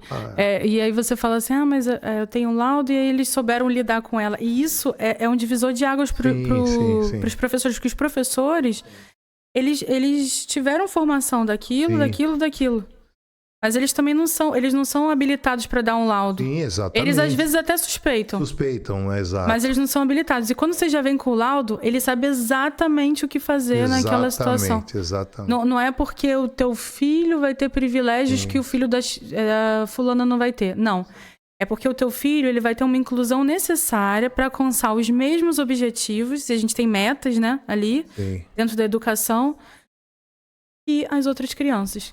Para ele chegar numa fase de vestibular, de faculdade, que ele vai conseguir seguir totalmente de forma autônoma. Lá na escola dela, as professoras são sensacionais. Essa diretora de turma dela, Miss Cordeiro, foi excelente. Qualquer coisa que acontece, ela pega o telefone, ela me liga, fala, aconteceu isso. Outro dia ela até me ligou porque a Juliana levou para a escola um desses energéticos. Isso não é saudável. E ela falou, olha, eu acho que... Eu falei, tá bom. Ela não vai mais beber. Eles se metem em tudo. Mas eu acho isso maravilhoso também. A Miss Cordeiro, sensacional. Eles falaram assim uma vez, eu não acho que o Joaquim tá comendo muito chocolate, não, porque é leite com chocolate, é bolinho com chocolate. Isso aconteceu na escola Nossa Senhora de Fátima, mas todo dia trazendo chocolate, mas ela gosta. Eles falam, eles dão palestras pros pais de alimentação. Olha, você vai ter que... E eu fico assim, gente, tem que ser uma alimentação balanceada, assim, assado. Ela falou, mas ele come frutas aqui. Espertinho, em casa ele não come fruta. Na escola ele come, então vou mandar fruta. Aí comprei uva verde que ele gosta, um monte de coisa assim. Esse é o bom da escola. A escola incentiva, ele vê as outras crianças. Sim, mas muita gente fala da escola portuguesa, nesse sentido da alimentação, porque diz, olha...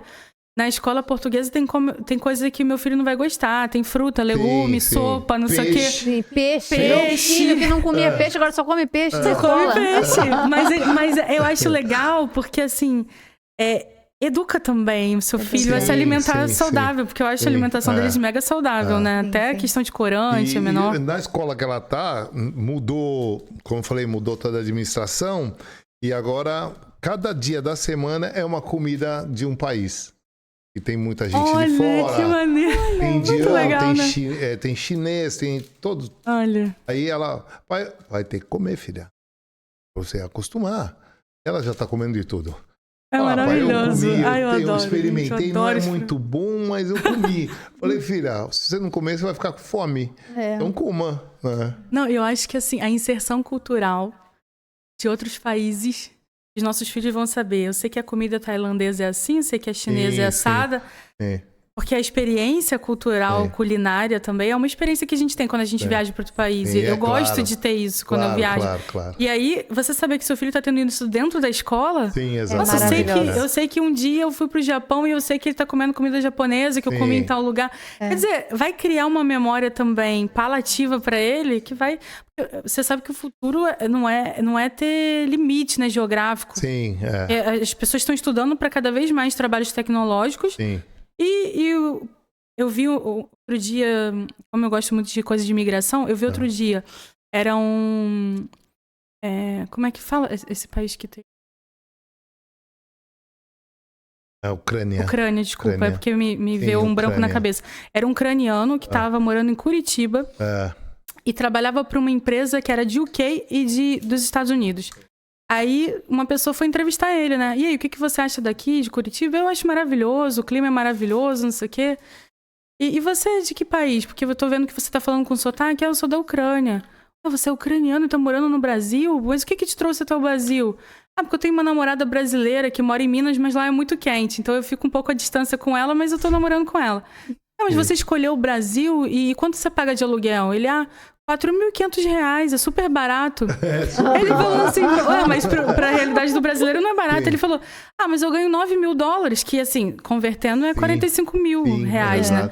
Então, assim, ele não tem noção da realidade do país. Ele tá num país que é tropical, que ele gosta do clima, que ele tem uma namorada, só que, sendo que ele trabalha para uma empresa que é de UK e dos Estados Unidos e ganha em dólar. Sim. Então, assim, eu acho que o futuro é esse. Eu acho que o futuro a pessoa vai estar ganhando uma moeda X, morando num país nômades digitais. São os nômades, exatamente. E existe muita gente procurando visto para isso. Embora aqui dê uma barrada agora, né? Dá uma mudada, pelo que eu vi, o governo vai dar uma mudada. Aqui em Portugal. Em relação aos nômades que aplicam visto, não. Mas agora, quem não tinha o documento vai dar uma segurada. Pelo menos eu vi o governo falar. Não, a questão da manifestação realmente deu... Os nômades digitais.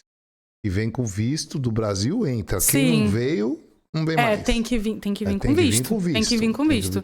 Todos os nômades que eu conheço que vieram realmente foram com visto. Você conhece ali em Oeiras? Tem um campo ali em Oeiras... E só tem empresas de tecnologia. Você conhece lá, não? Lá em Lisboa? Não, Oeiras. Eu conheço algumas partes de Oeiras, então mas tem lá a Oracle, a IBM, todas essas empresas. Sim. Tá tudo centralizado e trazendo um monte de gente de fora. Trazendo, né? Indiano, brasileiro. Não, que eu sei que Lisboa tá trazendo muita gente, e principalmente pessoal do TI, programador e tudo. Mas a maioria vem com visto já de trabalho. De trabalho, exatamente. Já vem com visto de trabalho. E às vezes não é aquele visto de vínculo específico, é aquele visto para você trabalhar como autônomo, prestando serviço para aquele lugar, porque também não sabe. Eu não conheço essa pessoa, não vou fazer vínculo com essa pessoa. Mas eu também posso dar uma proposta de trabalho e a pessoa trabalhar com recibo. Existe também essa possibilidade. Olha, quem está nos assistindo aí, quem vai nos assistir, é a doutora Alana.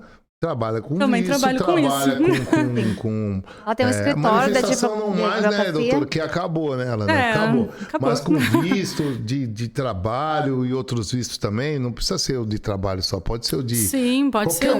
Olha, a gente tem mais de 7 vistos aqui em Portugal. É uma gama infinita, assim, de vistos. De estudante também, né? Estudante, de procura de trabalho. Existe muita gente aplicando, tá? E é muito possível entrar para as faculdades portuguesas que tem muitas faculdades aqui que são conhecidas mundialmente. Então, você vai ter um diploma também, um nível europeu, que é conhecido mundialmente. O visto não demora a sair, sabe? Eu vejo muito assim, quando a pessoa tem conhecimento, ela não precisa nem ter dinheiro. Sim, é verdade. Ela vai pagando aos poucos. O visto, a taxa consular é barata, sabe? Até R$800, talvez, dependendo do visto, dá pra você aplicar. Legal. É uma coisa que, assim, uma pessoa que tá se programando para ir para outro país, tem que ter pelo menos R$800. É acessível. Então, assim, é acessível. E os honorários também não são caros. A maioria dos advogados parcelam. Então, não tem porquê. São poucos meses. Tem visto que a gente estava conversando, às vezes 1 mês, 2 meses, 3 meses é aprovado, dependendo da situação. Então, assim, não tem por que a pessoa não vir achar que tá difícil. Agora, ao contrário, agora ela vai chegar e já vai pegar o cartãozinho dela. O cartão, antigamente demorava 2, 3 anos, né? Exatamente. A pessoa não tem que pensar em dificuldade. Fica muito presa sem o documento e agora ela já vai ter... Quem já deu entrada, agora tem 90 dias a AIMA para dar o... Na verdade, essa lei sempre foi 90 dias, sempre foi. Mas eles nunca respeitaram, cima, né? Agora o governo tá em cima. Mas pelo que eu ouvi, aí são mais de 400 mil, né? Muita gente. Olha, eu tenho clientes agendados aí até para novembro, dezembro. E diz que quem é da comunidade portuguesa, que fala português, 56. Quem não é, 400. 295, se eu não me engano. Tem muita gente também de países... diferentes e tudo. O valor não tem acordo, foi 400 E esse valor sempre foi, tá? Eu sempre levei essas pessoas também de outras nacionalidades para a AIMA. Sempre foi 300 e pouco e tudo. Sim. O valor só deu uma ajustadinha pequena. O valor da gente que é CPLP é 56,80. 56,80. É bem baratinho. É bem baratinho. E assim, é algo que... Assim, eu falo até para as pessoas. Como tinha muita gente falando assim, vem para cá, porque é fácil... e tal. Eu acho que ficar 3 anos presa, minha questão de liberdade é muito... Sim, grita muito pra mim, sabe? É eu quero ir pra outro país, eu quero... Vem uma promoção na Ryanair, alguma coisa, eu já tô comprando. E aí eu penso assim, cara, como é que uma pessoa consegue ficar 3 anos ilegal no país esperando se regularizar e acha que isso é fácil? Fácil é a pessoa pagar R$800 no Brasil, fazer um visto 2, 3 meses e chegar aqui já pegar o cartão pra poder viajar pra qualquer lugar do mundo e morar aqui tranquilamente. Isso pra mim que é fácil, entendeu? Então no final, de novo, o arroba dela vai estar lá. Quem tiver interessado em visto também, procura a doutora. Ana Monteiro Neto, Adevi. Vamos lá. Que legal, que legal. E o João, seu marido, como é que ele se adaptou aqui? Então, o João... Se adaptou mais rápido que você ou não? Eu acho que foi mais rápido. Eu acho. Mais tranquilão. Porque o João, a minha questão emocional é muito mais forte do que o João. O João, ele é um pouco assim... não é de demonstrar tanto, né? Mas eu acho que depois que ele sentiu o peso, depois da imigração, ele chegou aqui... Ele já tinha diagnóstico lá ou teve aqui também? Não. A gente foi descobrindo o Joaquim e ele foi falando... Peraí, eu também era assim. Eu também tô me vendo aí. Aí ele falou, então autista é assim, né? Então eu sou autista. Então quer dizer que é moda. Então todo mundo é autista. Eu falei, não, João, não é todo mundo. Porque isso são coisas muito peculiares. Não é possível que você tá se identificando. Aí, João, eu sempre fui a louca da terapia, de achar que terapia todo mundo tem que fazer. E eu até acho, levanta essa bandeira, façam terapia, porque vocês vão ser melhores. E antes da gente casar, eu falei, João, faz terapia. Porque João tinha muitas situações e ele já era meu melhor amigo antes de casar comigo. Que legal. Então, assim, eu via muito ele na friend zone, depois a gente namorou, casou muito rápido. Eu não pude conhecer o João, assim, só depois que a gente casou mesmo. E aí eu falei assim, você tem que fazer terapia, porque tem muita coisa que você tem que ainda descobrir no seu autoconhecimento. Que legal. Então, assim, a gente pegou algumas terapeutas que já acompanhavam ele, e eu falei assim, você tem que continuar a terapia. Se você tá se identificando com isso, você tem que continuar. Então, enquanto o Joaquim fazia terapia, o João também fazia. Era paralelo. E ele falou, caramba, eu sou autista e tal. E no início ele negava, dizia que não era autista. Depois ele falou assim, eu vou aceitar isso. Vou aceitar esse diagnóstico e vou abraçar isso. Né? A gente aceitar. E depois, o nosso casamento melhorou. Foi outra situação, porque ele já sabe o que ele não gosta e pra onde que ele vai e onde que... Tanto que às vezes até eu viajo sozinha. E assim, mas você viaja sozinha, você é casada, tem um filho atípico, e por que não? Eu fiz um cruzeiro agora, só eu e meu filho. Ah, é? Ele não quis ir? Aí, não, porque eu fui pro Brasil e ele tava trabalhando. Tava trabalhando. Mas eu fiz agora só eu e meu filho, mas muitas mães falam assim, gente, como que um filho autista e uma mãe sozinha, sem apoio, vai fazer um cruzeiro? Que doideira, gente. Você fez uma... Você gostou de ir pro Brasil de navio? Então, foi um pouco desafiador os primeiros dias de adaptação do Joaquim. Desbarcou no Rio. Mas eu aprendi muita coisa com as pessoas de lá, porque eu descobri que muitos brasileiros vão pra Europa de avião, né? Aí pegam um voo só de ida pra Europa e um cruzeiro de volta. Por quê? Olha que inteligência também que eu entendi. Eles vão pra Itália, ali pra aquele pedacinho. Tem Andorra também, que tem pouquíssimos impostos, assim. Compra um iPhone, compra um monte de coisa. Aí, se você tirar da caixa, né? Não tem aquela situação de coisa. Então, eles vêm com uma mala muito grande. Porque o cruzeiro, o limite da mala, é muito maior do que o avião. O avião, você paga por cada mala, você paga uma fortuna por cada mala. É 100 e poucos euros, R$700 por cada mala que você vai despachada. Não, no navio não, porque você tem um quarto ali, você pode colocar uma série de malas. Eu podia colocar 3 malas. Daquelas de 23 quilos, só pra mim. Porque era uma viagem longa. Então, por ser uma viagem longa, eles podiam... Você imagina quanta coisa que o pessoal do Brasil comprou. Gente, o pessoal voltou cheio de mala. E tem muito brasileiro que faz isso, vocês sabiam? Sei. Eles vão de avião, aí fazem toda a compra aqui. E esses 15 dias dentro do navio, como é que foi pra você? Olha, no início foi desafiador, que ele tava ainda se adaptando. E muita gente ainda olhava muito e tal. Dramin. Eu fiquei feliz porque tinha pessoas com síndrome de Down que eu via no navio e tal, e eu não me sentia coisa. Eu fiz amizades lá dentro, porque a gente acaba convivendo com aquelas pessoas e acaba coisando. Quem fez mais amizade no navio foi o Joaquim. Ia falar agora, e o Juca, foi bem? Tranquilo? Gente, o Joaquim, ele não se comunica, né? Ele fala, o Joaquim fala, mas ele não se comunica ainda porque ele tem 3 anos, ele ainda não tem uma conversa com você. Sim. Ele fala coisas aleatórias, ele lembra do jacaré, fala o jacaré tá na lagoa, não sei o quê, ele vai falando coisas aleatórias. Sim, legal. E quando eu fui embora, o pessoal tava, Joaquim. Eu falei, ele gente, é muito como carinhoso. Que ele fez tanto? Tanta amizade. Ele é muito, carinhoso. né? Ele chega na pessoa e abraça. A gente tava ali no navio, ele chegava, ficava no pescoço de um velhinho, fazendo um carinho no velhinho. Aí, às vezes, as pessoas choravam porque falavam assim, gente, ele é muito lindo, ele é muito carinhoso. E às vezes eu falava, olha, ele é autista, desculpa se ele tá te estorvando. Não, aí que ele chorava mesmo, que falava assim, ai meu Deus, ele é um anjo, ele tá fazendo isso comigo e tal. Então, assim, o Joaquim conquista, e até na escola dele, legal, tá? Que legal. O que ele tem de amigo, e o meu medo era esse, meu filho autista não tem amigos. Tanto que quando ele foi convidado pro primeiro aniversarinho, né, de criança, eu me emocionei, eu chorei. Eu recebi um convite, eu falei assim, gente, o Joaquim nem fala com as crianças, mas ele tá sendo convidado pro aniversário aqui. Que legal. As mães dizem, meu filho não é convidado porque ele é diferente, porque ele não se comunica, papapá. Sim, é verdade. O Joaquim, ele se comunica através do carinho. Sim. É incrível. Que bom, que bom. Ele sobe no seu colo, te abraça, te beija, sem nunca ter te visto na vida. Que bom. E ganha o coração das pessoas. Então, assim, pra ele foi bom. Eu voltei cheia de arranhão, porque às vezes ele dava umas crises ou outra e não tinha ninguém pra me ajudar ali. É. Tem um vídeo que eu fiz no navio que era muito engraçado, que eu tô assim, Joaquim, a gente tá na hidromassagem. Aí a gente tava na hidromassagem, curtindo a beça, eu e ele assim, na hidromassagem, todo feliz, jogando a aguinha pra cima, cheia de bolinha.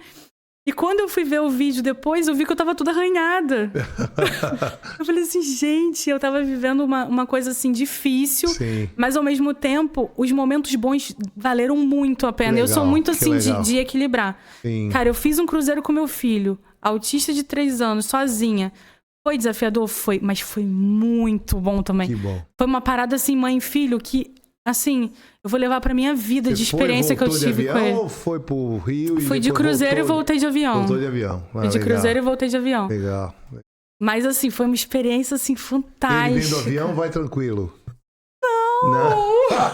O Joaquim, ele já voou muito, mas é sempre uma... Olha, a gente ainda... No Brasil, a gente foi pra Bahia, porque a gente foi num resort na Costa do Sauípe, também, que foi top. Com os meus pais, eu falei assim, estão de férias, vou aproveitar, vou pro resort com eles.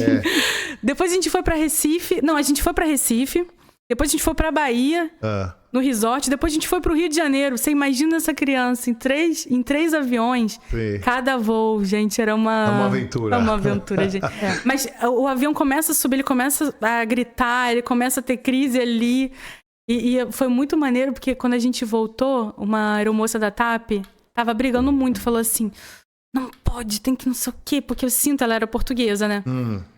Porque tem que cinto, porque tem que não sei o quê. E começou a me pisar um pouquinho. Quando a criança é autista, eles mandam colocar? Então, manda. Porque tem que colocar por questão de segurança. Sim. Então, por mais que ele não consiga ficar, ele tem que ficar mesmo chorando.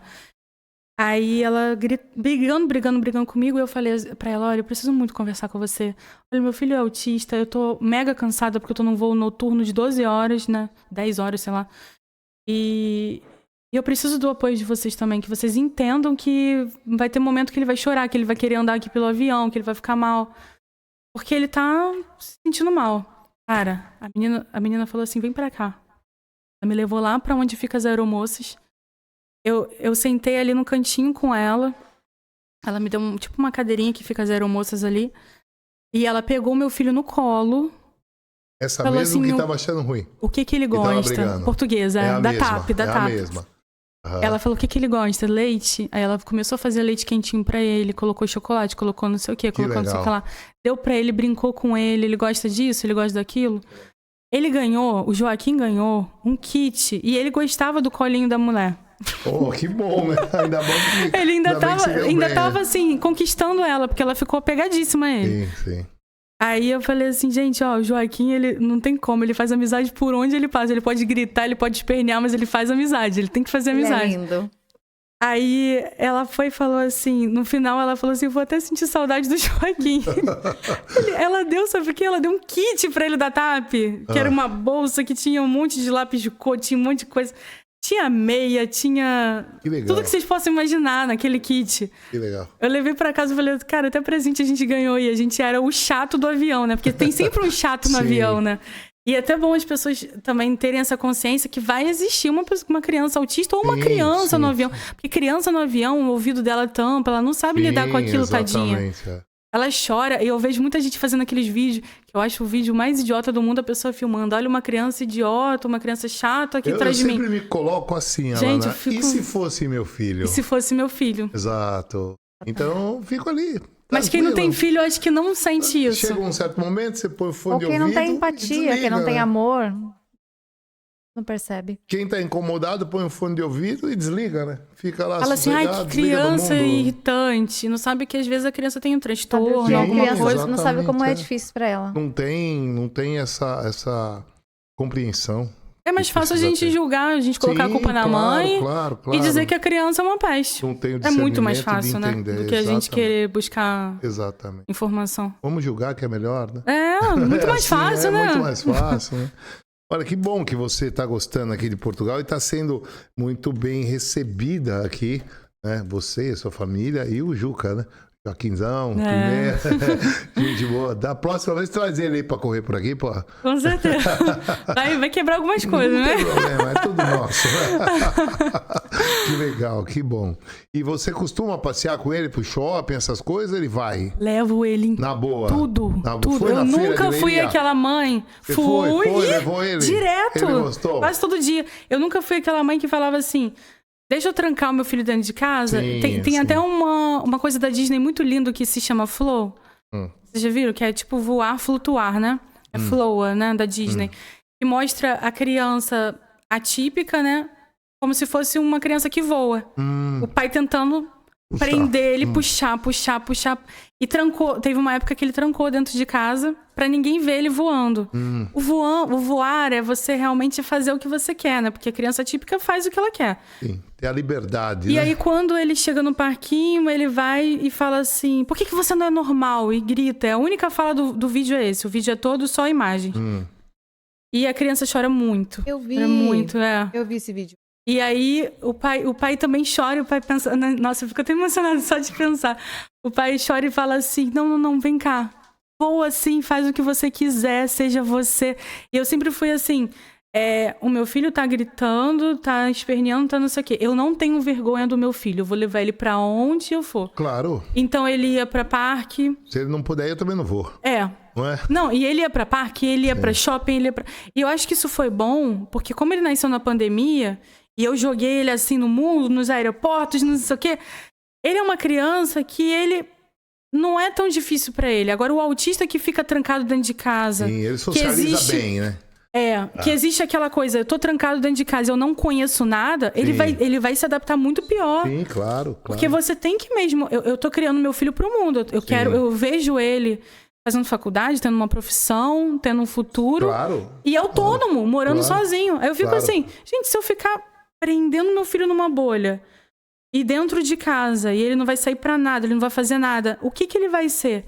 Ele vai ser uma pessoa mais isolada do que o espectro já proporciona. Sim, é verdade. Então, assim, ele tenta se isolar e eu jogo, eu vou jogando. Vai pra vida. Olha, você tem que ter convívio social, você tem que aprender, você tem que ir. Então é pra escola, é pro ATL, é pras terapias, é pra todos os lugares. A gente foi pra Irlanda junto com ele. E ele se divertindo. Se divertiu, falou até inglês com as crianças lá. As crianças, ele sabe falar inglês? Eu falei, não sei. Eu ainda não sei. Mas ele tá falando, ele falou isso e aquilo. Aí quando eu percebi, ele tava falando umas palavrinhas, porque ele já ouvia musiquinha em inglês. Sim. Eu falei, não quer falar português, tá falando inglês, olha que engraçado.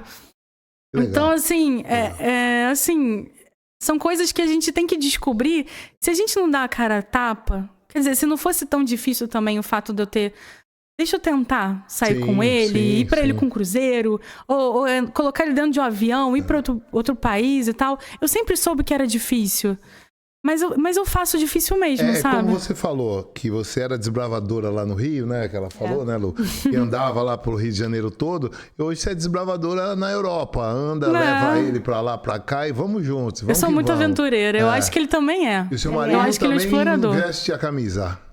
Mais ou menos. O meu marido é mais do conforto. Ele gosta de estar num lugar tranquilo e ter aquele... Ele tem que ter um planejamento, e acho que isso é muito do autista adulto. Ele tem que ter um planejamento para viagem, porque às vezes eu sou assim. Ai, vamos pra Formenteira no verão. Vamos pra Formenteira no verão, vamos comprar passagem agora. Ele fica em pânico. Uhum. Por quê? Porque ele tem que pensar em meses antes. Sim. E antes dele comprar a passagem, ele tem que se programar, ele tem que saber o que ele vai fazer, qual é o roteiro. Eu odeio roteiro. Eu gosto de chegar num lugar... Paris, que eu gosto de chegar em Paris sem roteiro. Você imagina eu saber... Em Paris. Você imagina o que eu chegar em Paris e ter que ir 5 horas da tarde pro Louvre. Pelo amor de Deus, eu acho que isso é muito limitante. Não dá. Eu sou bicho solto, sabe? Mas João fala que eu sou espírito livre. Em nenhum lugar do mundo, não é só em Paris, nenhum lugar. Eu nunca João gosta. Viajei com guia, não. Eu vou sozinho. Eu sempre fui com a minha... Vamos pro mundo. Onde vamos? Chegar lá a gente acerta. A gente vê o que a gente tem vontade. Deixa sozinho, eu ver o que eu quero fazer aqui. Vai sozinho, Também não gosto desse negócio de excursão. Nunca gostei. Eu já fiz, por acaso, por questões de... Você tem horário pra sair. Por exemplo, a gente gosta muito do Egito. Vai nas pirâmides, tem que... Excursão. Horário pra sair, horário pra... Não dá. E se eu quiser ficar aqui na pirâmide, olhando pra pirâmide? Se eu quero ficar o dia inteiro aqui, não posso? Exatamente. Eu sempre contrato uma pessoa, me leva. Você pode me esperar? Espera, vou ficar um pouco aqui, daqui a pouco eu volto. Quer ir comigo? Vamos andar, vamos comer. Sempre assim. Mas não de ter horário, é ruim, né, Lu? Mas o João gosta de tudo programadinho. Então, mesmo que ele não cumpra aquele cronograma, aquilo deixa ele confortável. Então, pra gente viajar em família, tem que ser muito programado, com muitos meses de antecedência. A gente cancelou uma viagem agora pra Suíça. Por quê? Porque foi poucos meses antes e ele ficou, assim, desnorteado. A gente tinha algumas coisas pra fazer, o Joaquim ficou doente, etc. Ele falou assim, olha... Tá acontecendo muita coisa ao mesmo tempo. A gente não vai pra Suíça. Eu falei, gente, mas o seu sonho é conhecer a Suíça. Não era o meu sonho. Eu dei até de Valentine's Day pra ele. Eu falei, mas o sonho é seu, eu não vou. Ele falou, então vai sozinha, já que já tá tudo pago, papapá. Eu não, a gente vai perder a viagem, porque o hotel tem como ressarcir uns dias antes, né? A gente vai perder pelo menos a passagem, mas eu não vou sozinha, porque o sonho é seu, cara. É teu, pô. Que lógica que tem de eu ir pra Suíça sozinha se o sonho é seu. Então, assim, às vezes até ele, por medo, ele não vai no sonho dele, mas é uma pessoa que, ao mesmo tempo, ele é resguardado nisso, mas é impossível com outras coisas. E ele chegou aqui em Portugal... Ele trabalhava no Brasil, ele tem formação de arquitetura. Legal. Ele trabalhava no município, para coisas de projeto, etc. Concursado? Não era cargo de confiança, Sim. Mas assim, ele fazia muita coisa assim no computador, etc. Legal. Ele chegou aqui sem profissão, entre aspas, né? Porque não tinha como ele trabalhar logo no governo português, só por concurso. E ele chegou aqui... Começou, assim, no ofício de carpinteiro. E ele falou assim, olha, eu vou ser sincero, eu nunca fiz. E o cara contratou ele como um carpinteiro nível 0, né? Nível 1, sei lá. E aí ele começou a olhar tudo em volta, porque ele é muito do olhar, né? Ele olha e faz. Eu tenho que olhar, eu tenho que treinar, eu vou errar 1000 vezes e a pessoa vai dizer, Alana, é assim que faz, não sei o quê. João não, ele olha e ele vai montar. Se esse microfone for desconstruído e ele olhar o jeito que você tá fazendo pra desmontar, ele vai montar ele todo sem precisar de ajuda. E aí, depois de uma semana, o chefe dele falou, como assim? Tu sabe fazer todos os equipamentos que tem aqui. Como que tu não era carpinteiro no coisa? Porque eu tô acostumado com um brasileiro que chega aqui dizendo que era e acontecia no Brasil, mas quando eu vejo no tete a tete não fazia nada, tá fazendo isso só pra conseguir um emprego. E por que você mentiu pra mim? Tu é um carpinteiro de mão cheia, cara. Uma pessoa falta, você vai pro equipamento da pessoa. Você diz que nunca trabalhou com isso. Cara, ele é um crânio, um gênio pra qualquer coisa. Aí ele já tinha formação também de questão de serralheria, solda e tal. Fez um cursinho também, mudou de área aqui. Soldador. Também não tinha. Agora é soldador. Mas também não tinha. Ele não tinha vivência. Ele olha, faz e é incrível. As peças que ele monta de serralheria é incrível. Então, assim, eu falo assim, João, olha, sinceramente, você é um gênio para algumas coisas. Para outras, ele realmente precisa de muito planejamento, precisa de uma coisa. Mas ele é uma pessoa, assim, que... Por isso que eu falo, tem muita gente que vem no meu escritório e fala assim, eu queria saber os apoios do governo, doutora, porque você é advogado aqui, mãe típica, você sabe o que eu posso fazer com meu filho. O que acontece com o seu filho? Papai, ele é autista, nível 3, não sei o que, de suporte? Não, meu filho é autista nível 1. Mas como assim, nível 1? Ele não trabalha, não estuda? Não, eu tirei ele do 7º ano... fez até o 7º ano, tirei do 7º ano porque eu descobri que ele era autista e ele sofria muito bullying. Falei, peraí, o teu filho chegou até o 7º ano sem um laudo, ele passou por mérito dele, porque ninguém passou a mão na cabeça porque sabia que ele era autista. Sim, exato. Se isso acontece, não aconteceu com ele. Sim. Não tinha laudo. Ele passou por mérito dele até o 7º ano. Aí tu chega no 7º ano por causa de um laudo, tu tira ele da escola... Eu falei, querida, meu marido é autista e trabalha. Ele estudou a vida inteira e sofreu bullying a vida inteira. Ele levava porrada na escola, ele dava também. Ele chorava, claro. Às vezes ele chegava em casa com o rosto todo arrebentado. Falei, eles vão sofrer bullying. Qualquer criança vai sofrer bullying, principalmente as diferentes. Seu filho vai voltar a estudar. Aí, o que acontece? Ela precisava da residência. Eu acabei puxando por isso e falando assim, você vai conseguir a residência mais rápido se você colocar seu filho pra escola. Exato. Ela falou assim, Alana, doutora, eu fui procurar uma advogada, eu encontrei uma pessoa que me deu apoio, um apoio que eu nunca imaginava, porque nunca no Brasil ninguém tinha falado assim, coloca o seu filho para estudar de volta, porque quando eu falava que ele tinha sofrido na escola, ninguém impulsionava para ele estudar, para ele trabalhar. Você tratou meu filho como se ele fosse qualquer adolescente, porque ele ficou muito tempo longe da escola, anos. Que bom. E agora ele tá estudando, eles estão tratando ele super bem. Eu falei, com laudo, eu sei como é que eles iam tratar ele aqui. Por isso que eu falei isso. E seu filho, ele vai se formar, ele vai fazer faculdade, ele vai ser muito... Porque essa crença capacitista de que o autista não pode fazer nada, não rola comigo. Não rola. E todo mundo que entra no meu escritório, doutora, porque o fulano de tal é autista e a gente quer só receber auxílio do governo. Eu falo assim, mas por que não procura emprego? As pessoas ficam até assim, chega no meu escritório... Sim. Mas fulano de tal tem tantos anos, tá saudável. Você é saudável, fulano. Por que você não procura emprego assim, sensado? Não, minha mãe nunca deixou meu irmão procurar emprego. Ele é autista. Eu falei, mas por que não deixou? Ele não se formou até o nível médio? Ele não tem até o nível médio? Por que não trabalha? Você gosta de trabalhar em quê? O que você gosta de fazer? Eu gosto de fazer isso, aquilo. Procura, você vai conseguir. Vai trabalhar. Aí as pessoas ficam assim, gente, essa advogada é louca. Todo mundo que cuida assim, porque o autista tem que ser colocado. Eu jogo meu marido. Meu marido, então, que eu mas também tenho que ter assim, responsabilidade. Alana, tem muita gente que cuida, mas tem muita gente que se aproveita. Sim. Se aproveita, quer benefício do governo, né, Lu? Quer pegar uns subsídios do governo. Aqui eu não sei como funciona, mas no Brasil também tem muito. Eu vi casos, quando eu fazia estágio, de que a criança é autista, tem o laudo. A mãe queria obrigar a dar laudo pro outro filho também. Ela queria que todos os filhos fossem autistas. Nossa, mas isso a gente via isso cada exceção, coisa. Isso também é exceção. A Mas maioria das mães não existem, eu presenciei casos assim. Ainda mais lá pra cima, né? E que você fala assim, não, é diferente. Não, mas é sim. No governo brasileiro, você ganha, parece que um salário mínimo no LOAS, né? Aqui não. E eu sempre falo assim, você acha que vai sobreviver com o benefício de autismo aqui?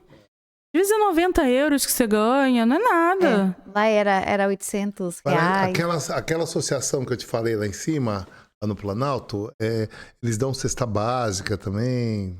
Sim, mas aí você também tem que comprovar que você está passando por uma dificuldade financeira, etc.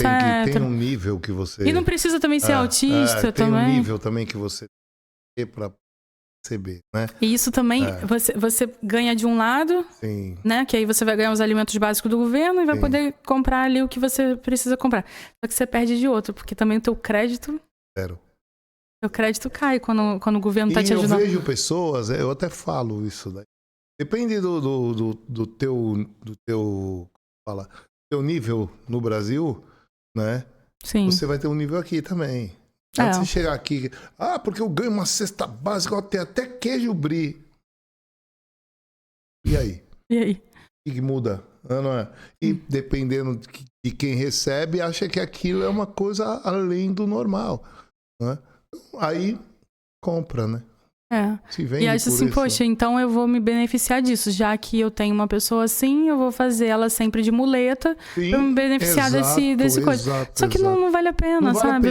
As pessoas assim, elas nem conseguem enriquecer e se dar bem aqui. Vai comprar uma casa, o score é assim, ó. Zero. Quase zero. Então, é como você falou. Por um lado, ganha de um lado, perde de um lado e perde do Exatamente. outro. Né? Exato. Então eu vejo que o certo mesmo é você ir pelo certo. Fazer a coisa certa, que você abre portas. Quando você chegou, todo mundo te recebeu bem, porque você vai pelo certo. Não quer nada que não seja direito. Verdade?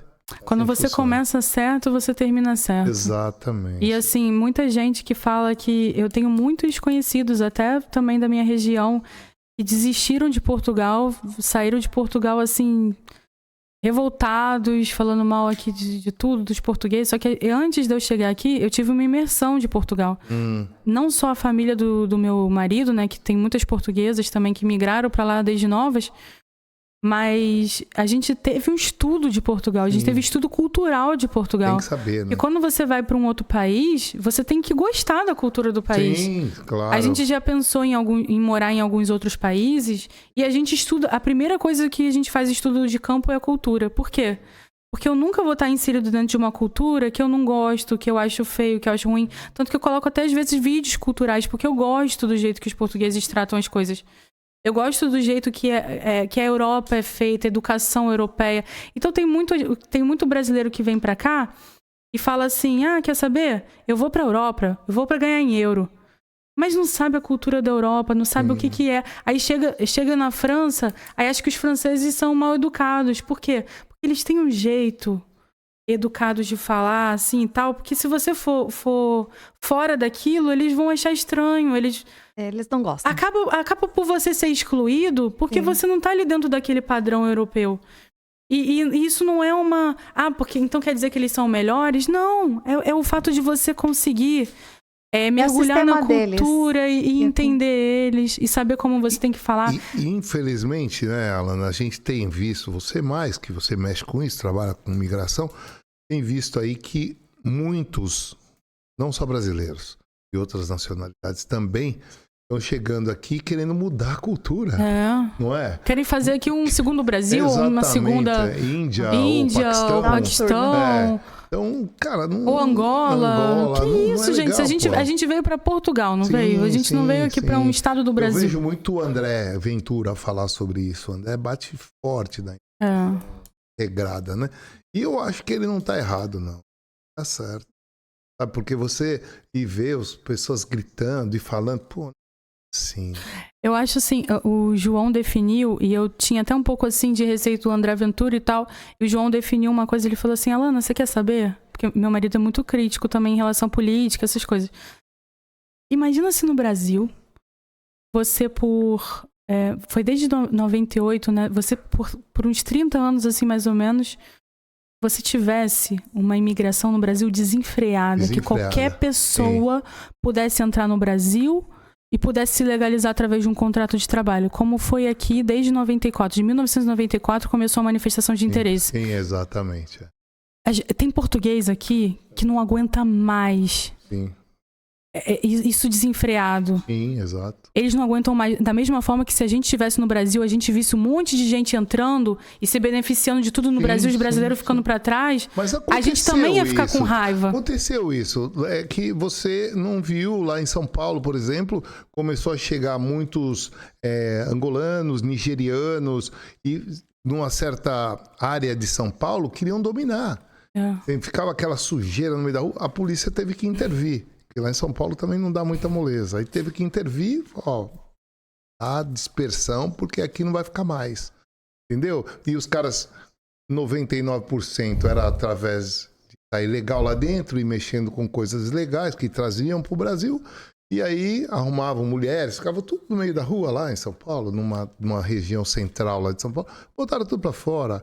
E depois teve quem veio da Venezuela, também abriu as porteiras, entraram lá. Tudo bem, vamos dar guarida para quem está necessitado, sim. Mas também junto com os necessitados vinham pessoas que Você acaba perdendo a identidade um pouco do país, do seu lado cultural. E o Brasil tem uma identidade muito forte, que a gente também não quer perder, né, no próprio Brasil. A gente leva como comunidade portuguesa expatriado muito disso. Sim. Mas a gente também tem que respeitar o que a gente tá, claro. O solo que a gente tá pisando. Claro. Então o João falou assim: Alana, você também não ia ter raiva se um monte de gente entrasse no nosso país e fizesse o que quisesse, badernasse, papapá?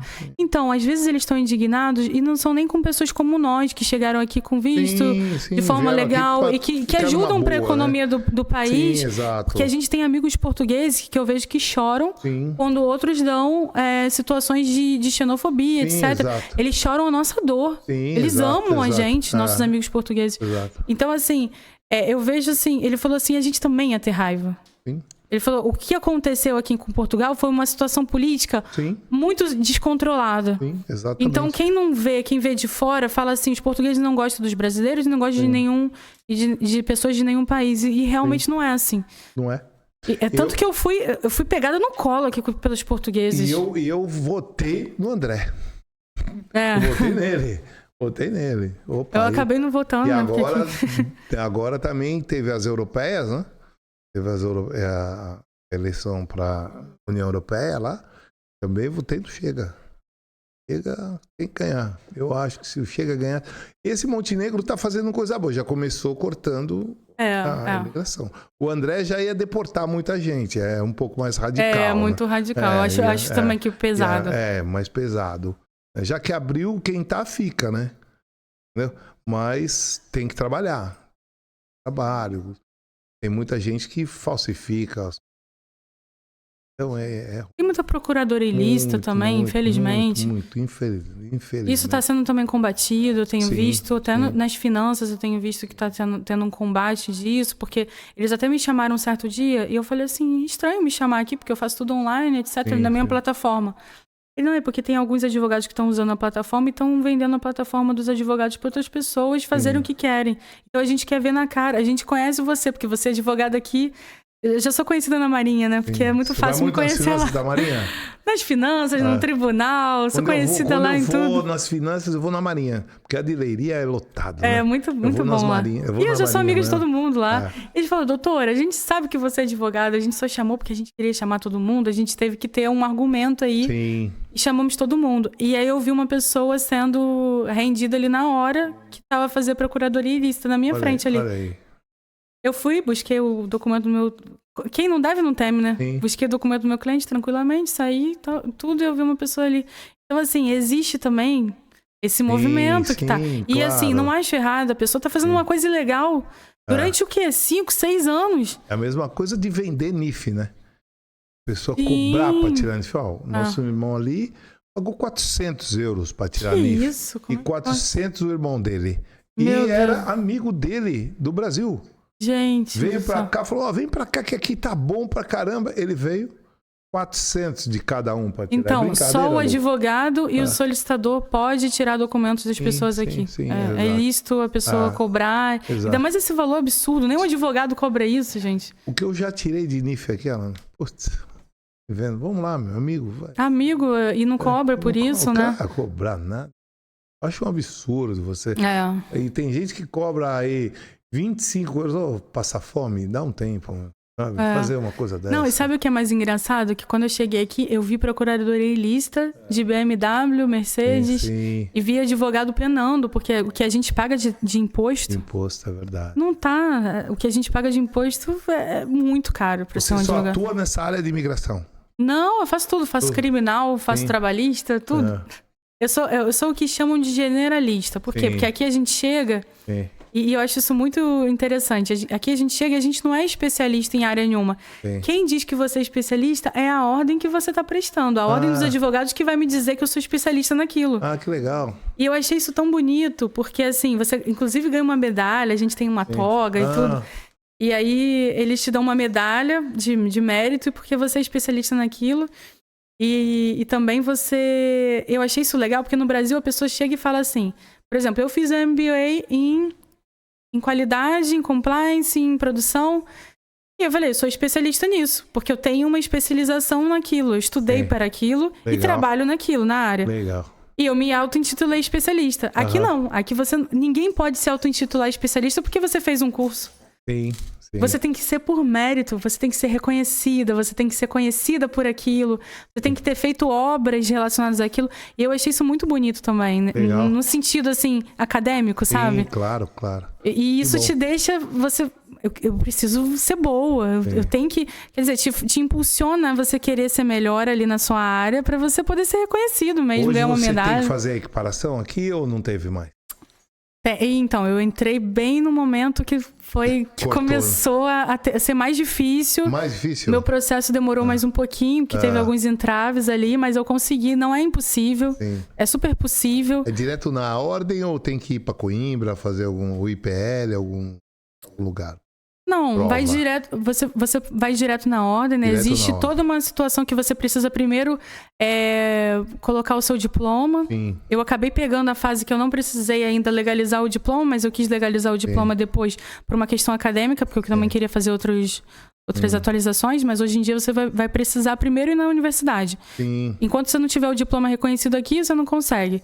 Mas depois do diploma reconhecido, o processo não é tão doloroso. Você consegue ir, vai ter uma forma ali que você vai ter que estar estudando, vai ter que estar se integrando numa questão como se fosse um estágio ali. Sim.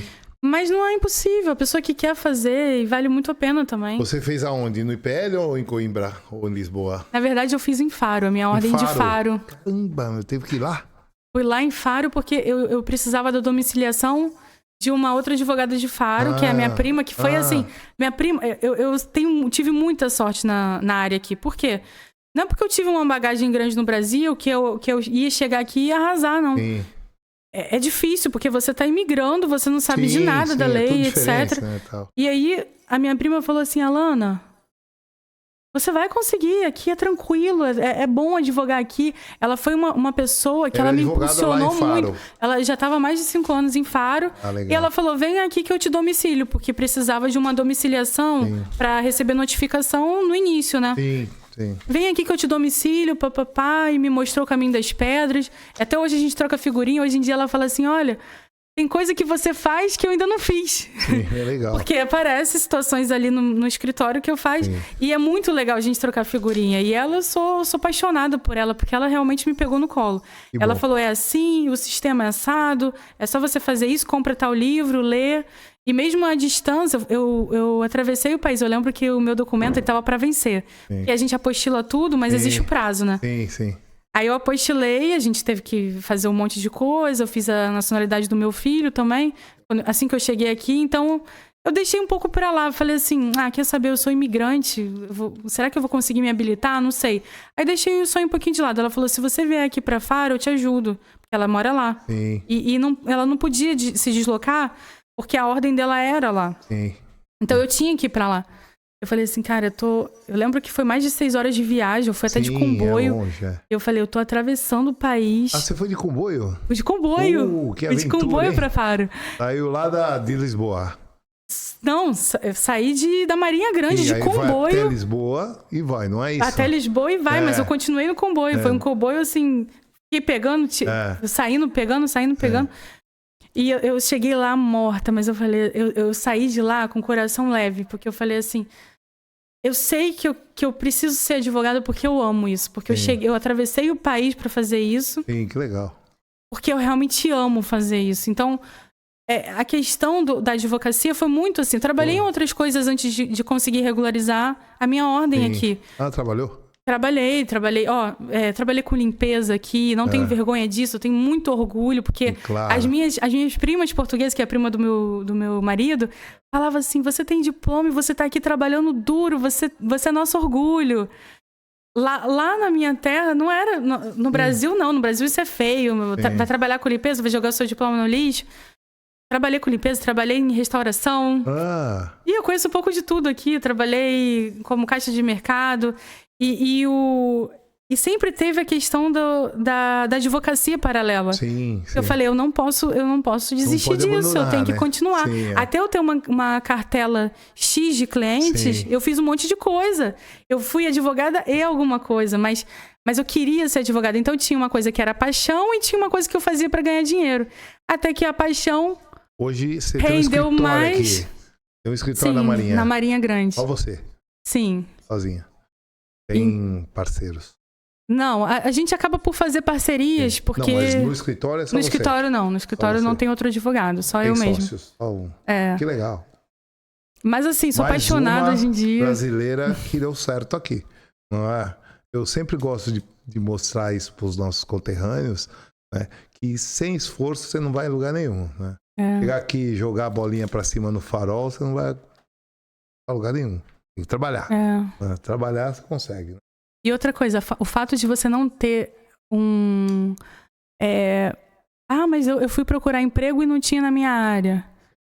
A minha prima, ela olhou pra minha cara e falou assim, você quer advogar aqui? Você vai advogar sozinha. Coloca a sua toga, ela falou, compra a sua toga e você vai advogar, você vai conseguir. Eu nunca pensei em empreender no Brasil. Eu era contratada no Brasil, era CLT há muitos anos e fazia carreira em escritório e tal. Então, praticamente, e aqui em Leiria é muito difícil ter vaga para advogado. Sim. Você não encontra vaga para advogado assim, tá contratando 5, 6 advogados em tal lugar. Não encontra, é muito difícil.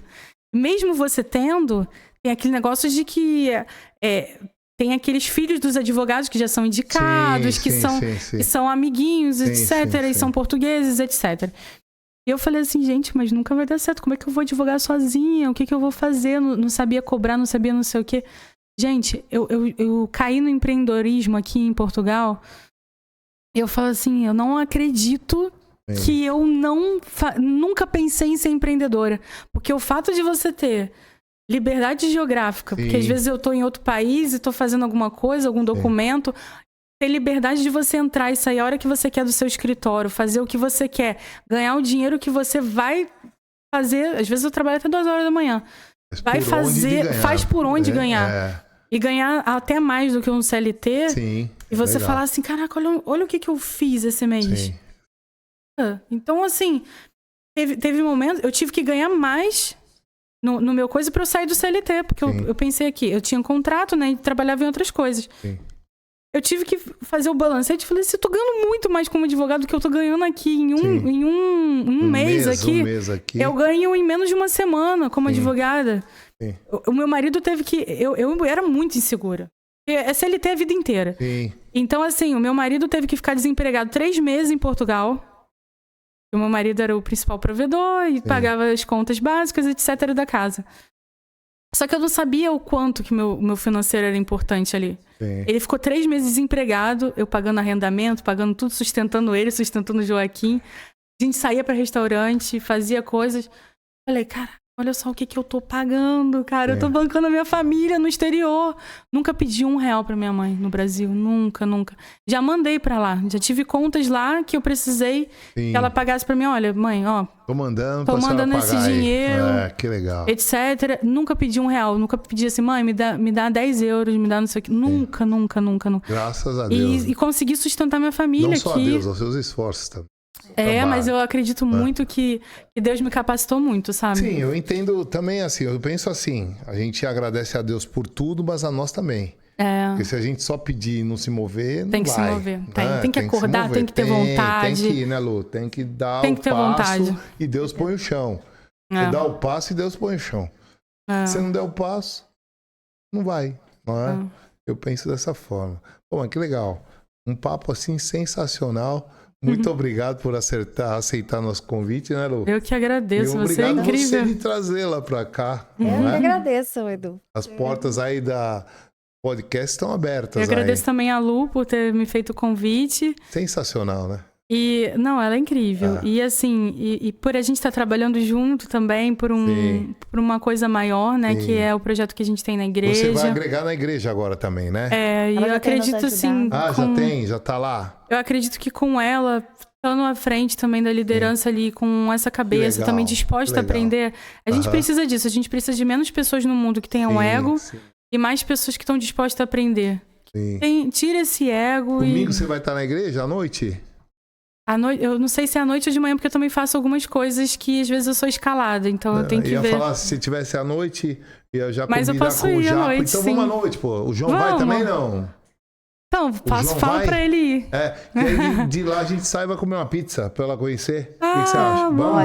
Vamos lá. Eu vou falar pra gente vai ser um prazer, vai ser um prazer. A gente desce lá, vai comer lá no Giliar. Só a gente confirma, porque aí eu deixo reservado. Tá. Porque geralmente precisa reservar.